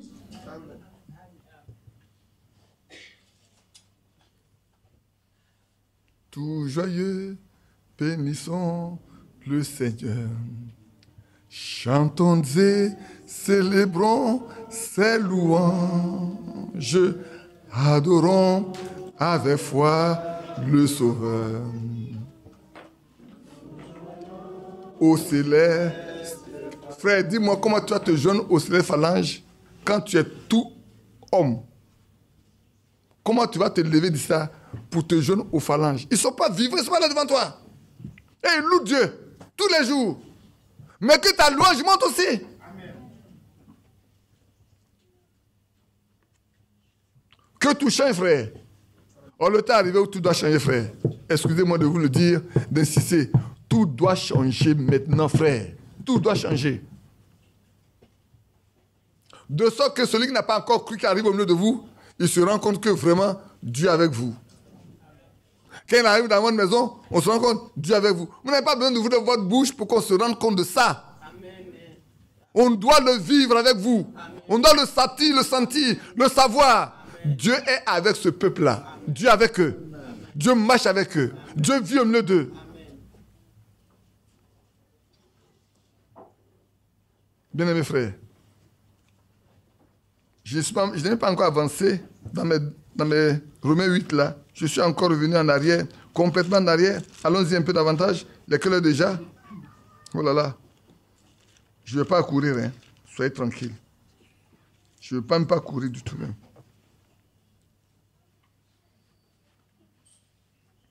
Et vous n'avez pas reçu un esprit de servitude pour être encore dans la crainte. Vous avez reçu un esprit d'adoption par lequel nous crions Abba Père. Sortons complètement de cet esprit de servitude, d'esclavage d'hommes. Il y en a qui ont pris le baptême, mais ils restent encore esclaves de beaucoup de choses. Ne soyons plus esclaves de quoi que ce soit. Si on doit être esclave, on doit être esclave de Christ. Paul dit, je suis prisonnier de Christ. Soyons prisonniers de Christ. Mais pas esclaves de quoi que ce soit terrestre. Point du tout, frère. Sortons de là. C'est merveilleux. Frère, c'est merveilleux pour nous qui avons reçu le message de savoir que nous ne parlons pas des choses de Dieu comme on en parlerait dans les religions. La fois dernière, mon frère Badou disait qu'il a écouté une prédication et il s'est demandé si c'est des gens qui sont du message qui ont prêché. Il dit, mais c'est tellement terre à terre. Il n'y a rien qui puisse pousser les enfants de Dieu à bout. Il n'y a rien qui puisse les pousser dans leur dernier retranchement. Qui puisse les amener vraiment à s'investir, à chercher Dieu, à chercher la face de Dieu. Il n'y a rien. Frère, c'est pas avec ça qu'on va au ciel. Hein. Si c'est ça que nous écoutons pour attendre l'enlèvement, nous n'irons pas dans l'enlèvement. Dans l'enlèvement, Dieu a besoin des hommes et des femmes faits, accomplis, qui ont la même nature que lui, qui ont le même esprit que lui, qui vivent comme lui, qui parlent comme lui. qui agissent comme lui, par qui il se fait connaître, par qui il se manifeste. C'est de ça qu'on a besoin. C'est de ça qu'on a besoin aujourd'hui, frère. On a besoin que les hommes se rendent compte que Dieu, il est avec toi et avec moi. On va pousser un peu. On en avait parlé la fois dernière, le verset 16. L'Esprit lui-même rend témoignage à notre esprit que nous sommes enfants de Dieu. Frère, on en vient encore. Hein? Quand tu as le témoignage que tu es un enfant de Dieu, tu vas avoir peur de quoi? Quand tu as le témoignage en toi, que toi là, tu es un fils de Dieu, tu es une fille de Dieu, tu es un enfant de Dieu, à quoi d'autres peux-tu t'attendre? Rien du tout. C'est de marcher maintenant, sur le chemin. Sur le chemin, va sans peur. Car Jésus est devant toi. Jésus qui est le Rédempteur. Oh, suis-le par la foi. Et si tu tombes en chemin, regarde à Jésus ton roi. Il est dans le lieu très saint. Et il prie. Et il prie pour toi. Maintenant, saisis de la main de ton sauveur. Car il a donné sa vie sur la croix. Oh, suis-le par la foi. Ça ne suffit pas? Et si tu tombes en chemin, regarde à Jésus ton roi. Regarde pas un homme. Il est dans le lieu très saint et il prie pour toi.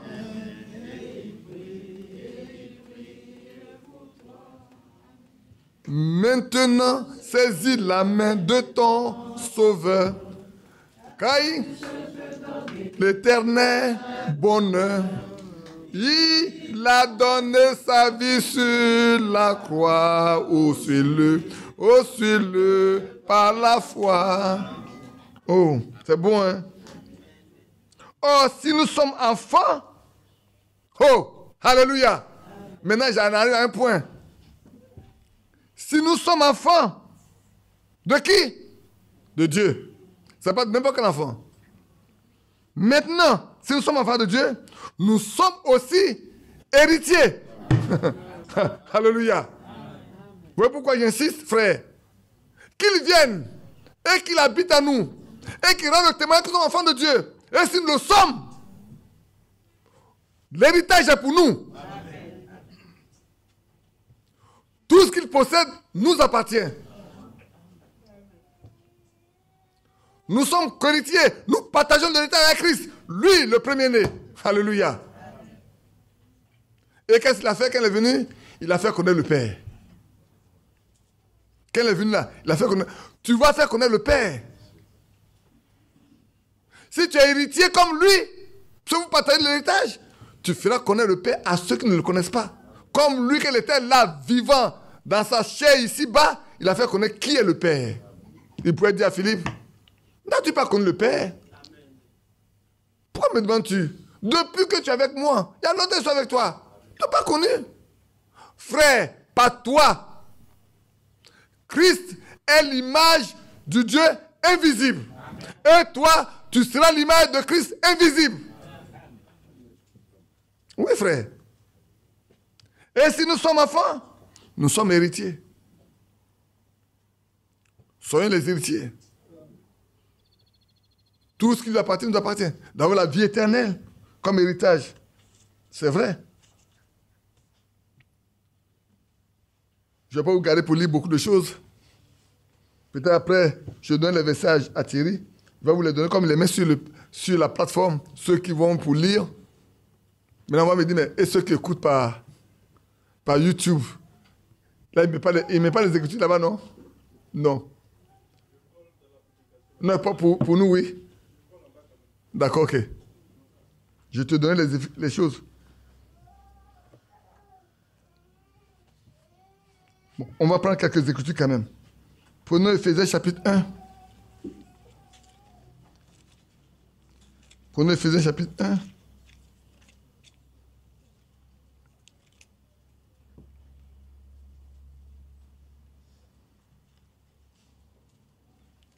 au verset 11. D'où vient que toi et moi sommes devenus héritiers? En lui, nous sommes aussi devenus héritiers, ayant été prédestinés suivant le plan de celui qui opère toutes choses d'après le conseil de sa volonté. En lui, en Christ, nous sommes héritiers du royaume. Le royaume de Dieu nous appartient. De même que Dieu avait donné à Adam la terre qui règne et qui domine, de même, frère, nous sommes héritiers du royaume. Oui, frère. C'est pour ça que, frère, dans l'église, Dieu donne des dons. Pour que nous maîtrisons tout. Mon frère a un don de sagesse. L'autre a un don de quoi? De guérison, de prophétie, de parler la langue. Alors que nous nous retrouvons, chacun manifeste le don que Dieu lui a donné. Et je suis édifié quand lui prophétise. Alors lui, comme il a un ministère de la parole, quand il va prêcher, on est édifié. Quand il y a beaucoup de malades, le don de guérison va se lever pour dire, Dieu a promis la guérison à son peuple. Alléluia. Amen. On a lu tout à l'heure, non? Il a vu proclamer une année de délivrance. Les captifs doivent les aveugles doivent voir, les morts doivent ressusciter, les boiteux doivent marcher, les muets doivent parler. Quand votre Dieu viendra, voici ce qui va se passer. C'est vrai. Tout ce que le diable a mis en nous sort. Et Dieu remplace cela par lui-même. Maintenant, nous ne sommes pas là pour dire avec Ève, non, c'est beau et agréable à voir et précieux pour vous l'intelligence. Non, nous avons quelque chose qui surpasse l'intelligence et la vue. Nous voyons au-delà de ce qui est visuel. Nous marchons avec ce qui n'est pas visuel. Nous marchons avec ce qui vient de la foi, ce qui est invisible. Faites avec ça, vous devez marcher. C'est vrai. Le temps est arrivé où nous devons passer. Nous quittons cette phase où on ne regarde que ce qui est visuel pour passer à ce qui n'est pas visuel, à ce qui est spirituel, à ce qui est invisible. Oui. Si nous nous contentons de voir ce qui est visuel, frère, nous manquerons de loin de beaucoup de choses. Ce matin, on a prié pour notre soeur pour dire, on a prié pour qu'elle soit guérie, non? C'est pas ça? Mais restons. Peut-être actuellement, on dit on ne voit pas la guérison, mais elle a été acquise déjà. Il lui faut la foi pour obtenir ça, pour prendre ça, pour rentrer en possession. C'est tout ce qui manque. Moi, j'ai obéi à l'écriture. Frère, j'ai fait ce que la Bible dit que je dois faire. Maintenant, que sa foi puisse entrer en possession de ce qui a été fait. C'est pour ça qu'on a des problèmes, frère. De passer de ce qui est naturel à ce qui est spirituel, à ce qui est invisible, on a un problème. Mais on doit passer là. Ça veut dire la fois tout à l'heure, j'ai dit, frère, ne venons pas ici si les choses n'ont pas changé. L'autre est venu pour venir m'asseoir ici là. Je dois avoir reçu depuis la maison que les choses ont changé. Maintenant, vendredi, on va se retrouver là pour prier. Frère, courons, hein. Courons. Les temps sont mauvais, courons. Allons de l'avant. Oui, en lui, nous sommes aussi devenus héritiers, ayant été prédestinés. On a été préparés pour ça. Dieu savait que quand on nous annonçait l'évangile, on l'accepterait. Et pour cela, il a déjà préparé chacun de nous pour ça. Et l'héritage qui accompagne la foi a été déjà préparé pour vous. C'est pour ça que, frère, levez la tête. Redressez-vous. Qu'est-ce que Jean et Pierre ont pu dire à cet homme qui est assis devant la porte? Je veux que vous compreniez bien où je vous envoie. Qu'est-ce que Jean et Pierre ont dit à celui qui était là pour recevoir toujours un peu d'argent? On vient leur donner un peu de penny ici, un peu de ceci ici, par là à la maison, puis le matin, le soir, là, on vient le prendre par là à la maison. C'est-à-dire, donne ça, on lui prépare à manger. Et puis le lendemain, il s'assoit tout le temps. Il a soif, il est sous le soleil. Il est là pour...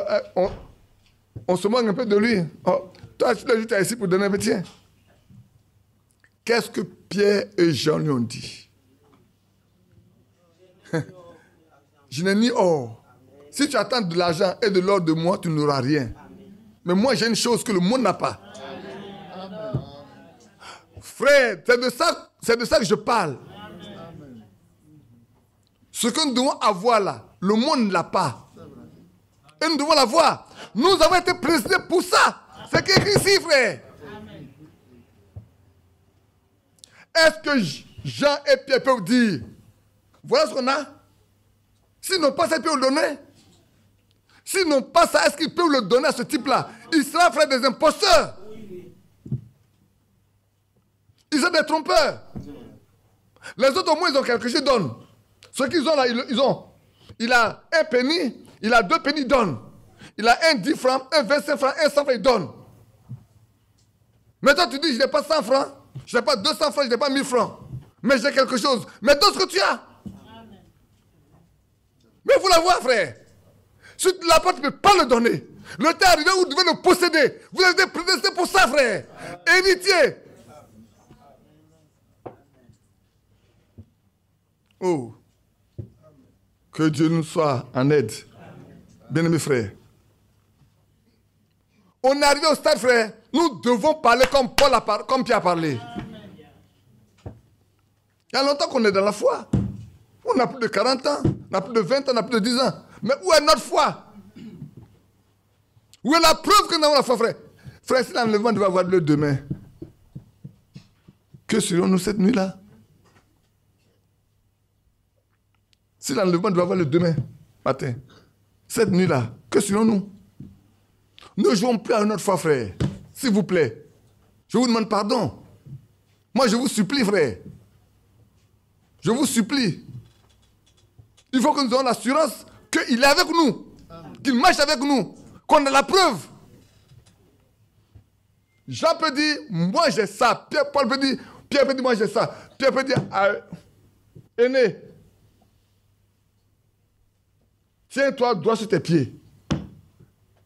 Un estropié, un handicapé assis là. Voilà votre frère qui est assis là-bas, sur la chaise roulante.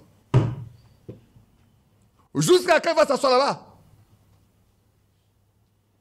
Je vous demande jusqu'à quand nous allons rester notre frère est assis là-bas? Notre Dieu est-il incapable? Ouais, où nous sommes ensemble? Est-ce que vous voyez où nous en sommes, nous tous? Ce n'est pas l'affaire de devenir un prédicateur. Est-ce que nous voyons où nous en sommes, nous tous, frère? Là, c'est un cas concret, là. Ne me dis pas que nous sommes des croyants. On a un cas concret. Avons-nous prié pour Dieu et que le Seigneur a dit, non, c'est ma main. Aussi longtemps que Dieu n'a pas dit, c'est ma main, vous devez obtenir le résultat. Amen.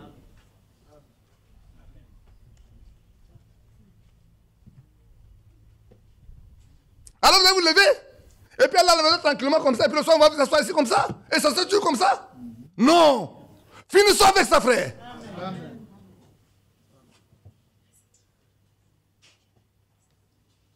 Ok, c'est beau. Un monde nouveau nous attend là-haut, auprès de l'agneau. Christ, notre roi, sur nous régnera, et dans sa douceur séchera nos pleurs. Sous son regard, ayant notre part à la joie du Maître, il nous fera naître. Ce sera vraiment beau, les noces de l'agneau, quand nous serons là-haut. Là-haut. Mais avant d'aller là-haut, frère, on doit avoir des fruits ici. Nous devons porter des fruits ici, pour avoir l'assurance que là-bas, le beau jour là sera pour nous. Amen. Oui, frère. Maintenant, je fais voir combien de fois nous faisons pitié. Ce n'est pas pour frère Badi seulement, c'est pour frère Badou. Notre frère, ce n'est pas pour les prédicateurs. Hein. c'est pour tout le corps de Christ. Si nous sommes le corps de Christ, c'est pour nous tous. Non seulement pour que nous prions, ça doit se produire avant la fin de l'année. On doit avoir les fruits. Oui, frère. Il dit, en lui, nous sommes aussi devenus héritiers, ayant été prédestinés suivant le plan de celui qui opère toutes choses d'après le conseil de sa volonté. Lui, il a tout planifié. Frère, vous n'êtes pas venu en vain. Il a planifié ça. Et il détient pour chacun de nous un grand trésor.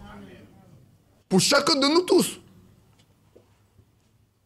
Est-ce que vous n'êtes pas heureux matin de voir que votre frère vient ici, n'a plus de chaise roulante? Mais là, pour ne prenons pas ça à cœur, frère. Pourquoi nous n'avons jamais pensé prendre ça à cœur? Mais prenons ça à cœur. Prenons ça à cœur, frère. C'est le signe. Je ne dis pas que c'est ça qui n'a... Mais c'est le signe que Dieu est avec nous. Oui, frère. Oui. Moïse a dit à Corée, Data, Abiram, si vous mourrez d'une mort naturelle, c'est que Dieu ne m'a pas appelé. Je ne sais pas si vous comprenez. Il pourrait dire à ceux-là, vous luttez, vous trichez, vous faites ce que vous voulez. Maintenant là, venez pour qu'on sache avec qui Dieu marche. Amen. Vous me comprenez bien? Frère, vous êtes arrivé au seuil où vous devez montrer si Dieu est avec vous, il n'est pas avec vous. Moïse a dit, on va voir maintenant, apporte la preuve que Dieu est avec vous et avec nous. Mais si vous mourrez du monde naturel, c'est que Dieu ne m'a pas appelé. Quand on luttait contre Aaron, il dit, mais ramassons les cannes. Et vous venez, chacun, vos verges, j'ai donné ça. On va le mettre ça devant la face de Dieu. Dans la tente d'assignation. On va mettre là-bas. On va voir le matin. La verge qui est vivante, on verra bien celle qui fleurit. C'est celui avec qui Dieu est. Ils n'ont pas pris les verges de chaque tribu. Les responsables de chaque tribu. Venez avec vos verges. On a assez discuté. Frère, on a assez discuté des Écritures. On a assez discuté du message. On a assez dit, je suis dans le message. Ça ne veut rien dire, frère. Le Dieu de ce message-là, il est concret. Il a tout été concret. Et le matin, Moïse rentre dans la tente. Je me demande bien, tout le monde était assis là. Mais il ne devait pas douter. Est-ce que vous comprenez, non? Il ne devait pas douter. Il savait qu'il y a un que Dieu avait choisi pour être sacrificateur, souverain sacrificateur. Il n'a pas choisi tout le monde. Quand il est rentré, il sortait. Chacun avait son nom. Hein? Il n'y a pas à tricher, chacun avait son nom. Sur sa verge. N'est-ce pas? Alors quand il est arrivé, la verge de Judas, elle est encore sec. Ruben, c'est sec. Issachar, c'est sec. Dan, c'est sec. Lévi, la verge d'Aaron, c'est Lévi, non? Il n'est pas de la descendance de Lévi? Je me trompe? On prend la verge d'Aaron, elle a fleuri. Elle a porté des fruits mûrs. Une nuit, un bâton sec, en une nuit. Et en une nuit, frère, s'il vous plaît, arrêtons. Soyons conscients que le temps est arrivé où nous ne devons pas seulement parler du message. Le message, là, il y a une vie dedans. Dieu a dit ce message vient pour préparer sa seconde venue. Ce n'est pas du verbiage creux. Ce n'est pas l'écrit comme je le fais ce matin. Ce n'est pas ça. C'est une vie. C'est pour apporter de la vie à ceux qui sont morts, qui doivent être vivants. Pour marcher avec les vivants. Pour être avec les vivants. Oh là là. Mais c'est vrai. Vous savez, j'ai un message que j'ai... Depuis un an, je n'ai pas encore prêché. La parole créatrice.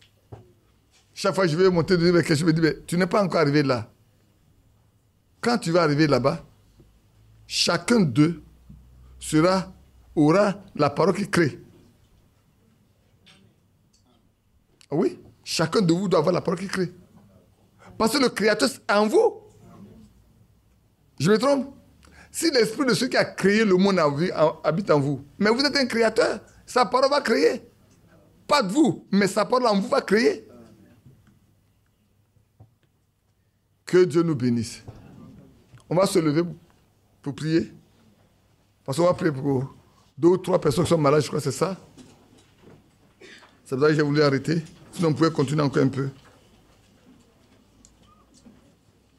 Maintenant, une seconde, avant de passer à la chose, avant de passer à... Asseyez-vous un instant. Je vais répondre à la question avant de prier pour la soeur Mom aussi demande qu'on prie. Je suis au lit et très souffrante. On va prier pour elle. Si 2 personnes ont le Saint-Esprit, comprennent-ils de la même manière toutes les Écritures de la Sainte Bible? Qui veut bien répondre? Voilà la question que votre frère a posée. Le frère Enoch dit, si 2 personnes ont le Saint-Esprit, comprennent-ils la même Écriture, de la même manière toutes les Écritures de la Sainte Bible? Oui. Enoch, ça peut être différemment. Hein? La seule chose que tu peux dire, si tu avais pour la question, est-ce qu'il peut comprendre au même instant? Je peux dire non. C'est une question de révélation du Saint-Esprit. Mais en termes de comprendre là, ils finiront par comprendre de la même manière. Parce que c'est le même Saint-Esprit. Parce que quand il vient, il vous conduit dans toute la vérité. Or, l'Écriture est la vérité. Dès l'Écriture est la vérité, tu ne peux pas marcher en dehors de la vérité. Si tu n'as pas compris ça aujourd'hui, demain tu comprendras. Ça c'est évident. Mais il peut pas te dire, ils vont comprendre ça au même jour, de la même manière. Non, ça peut arriver 1 jour, 2 jours, 1 mois, 1 an. C'est Dieu qui le fait. Mais la compréhension est la même. D'ailleurs, si tu comprends, quand on va commencer à t'expliquer, à te dire, voilà les Écritures, frère, on va te donner seulement les Écritures. Moi, je n'aime pas qu'on explique. Quand il y a une situation comme ça, donne-moi les Écritures. Seulement, c'est tout. Parce que les Écritures se parlent elles-mêmes. Que Dieu nous bénisse.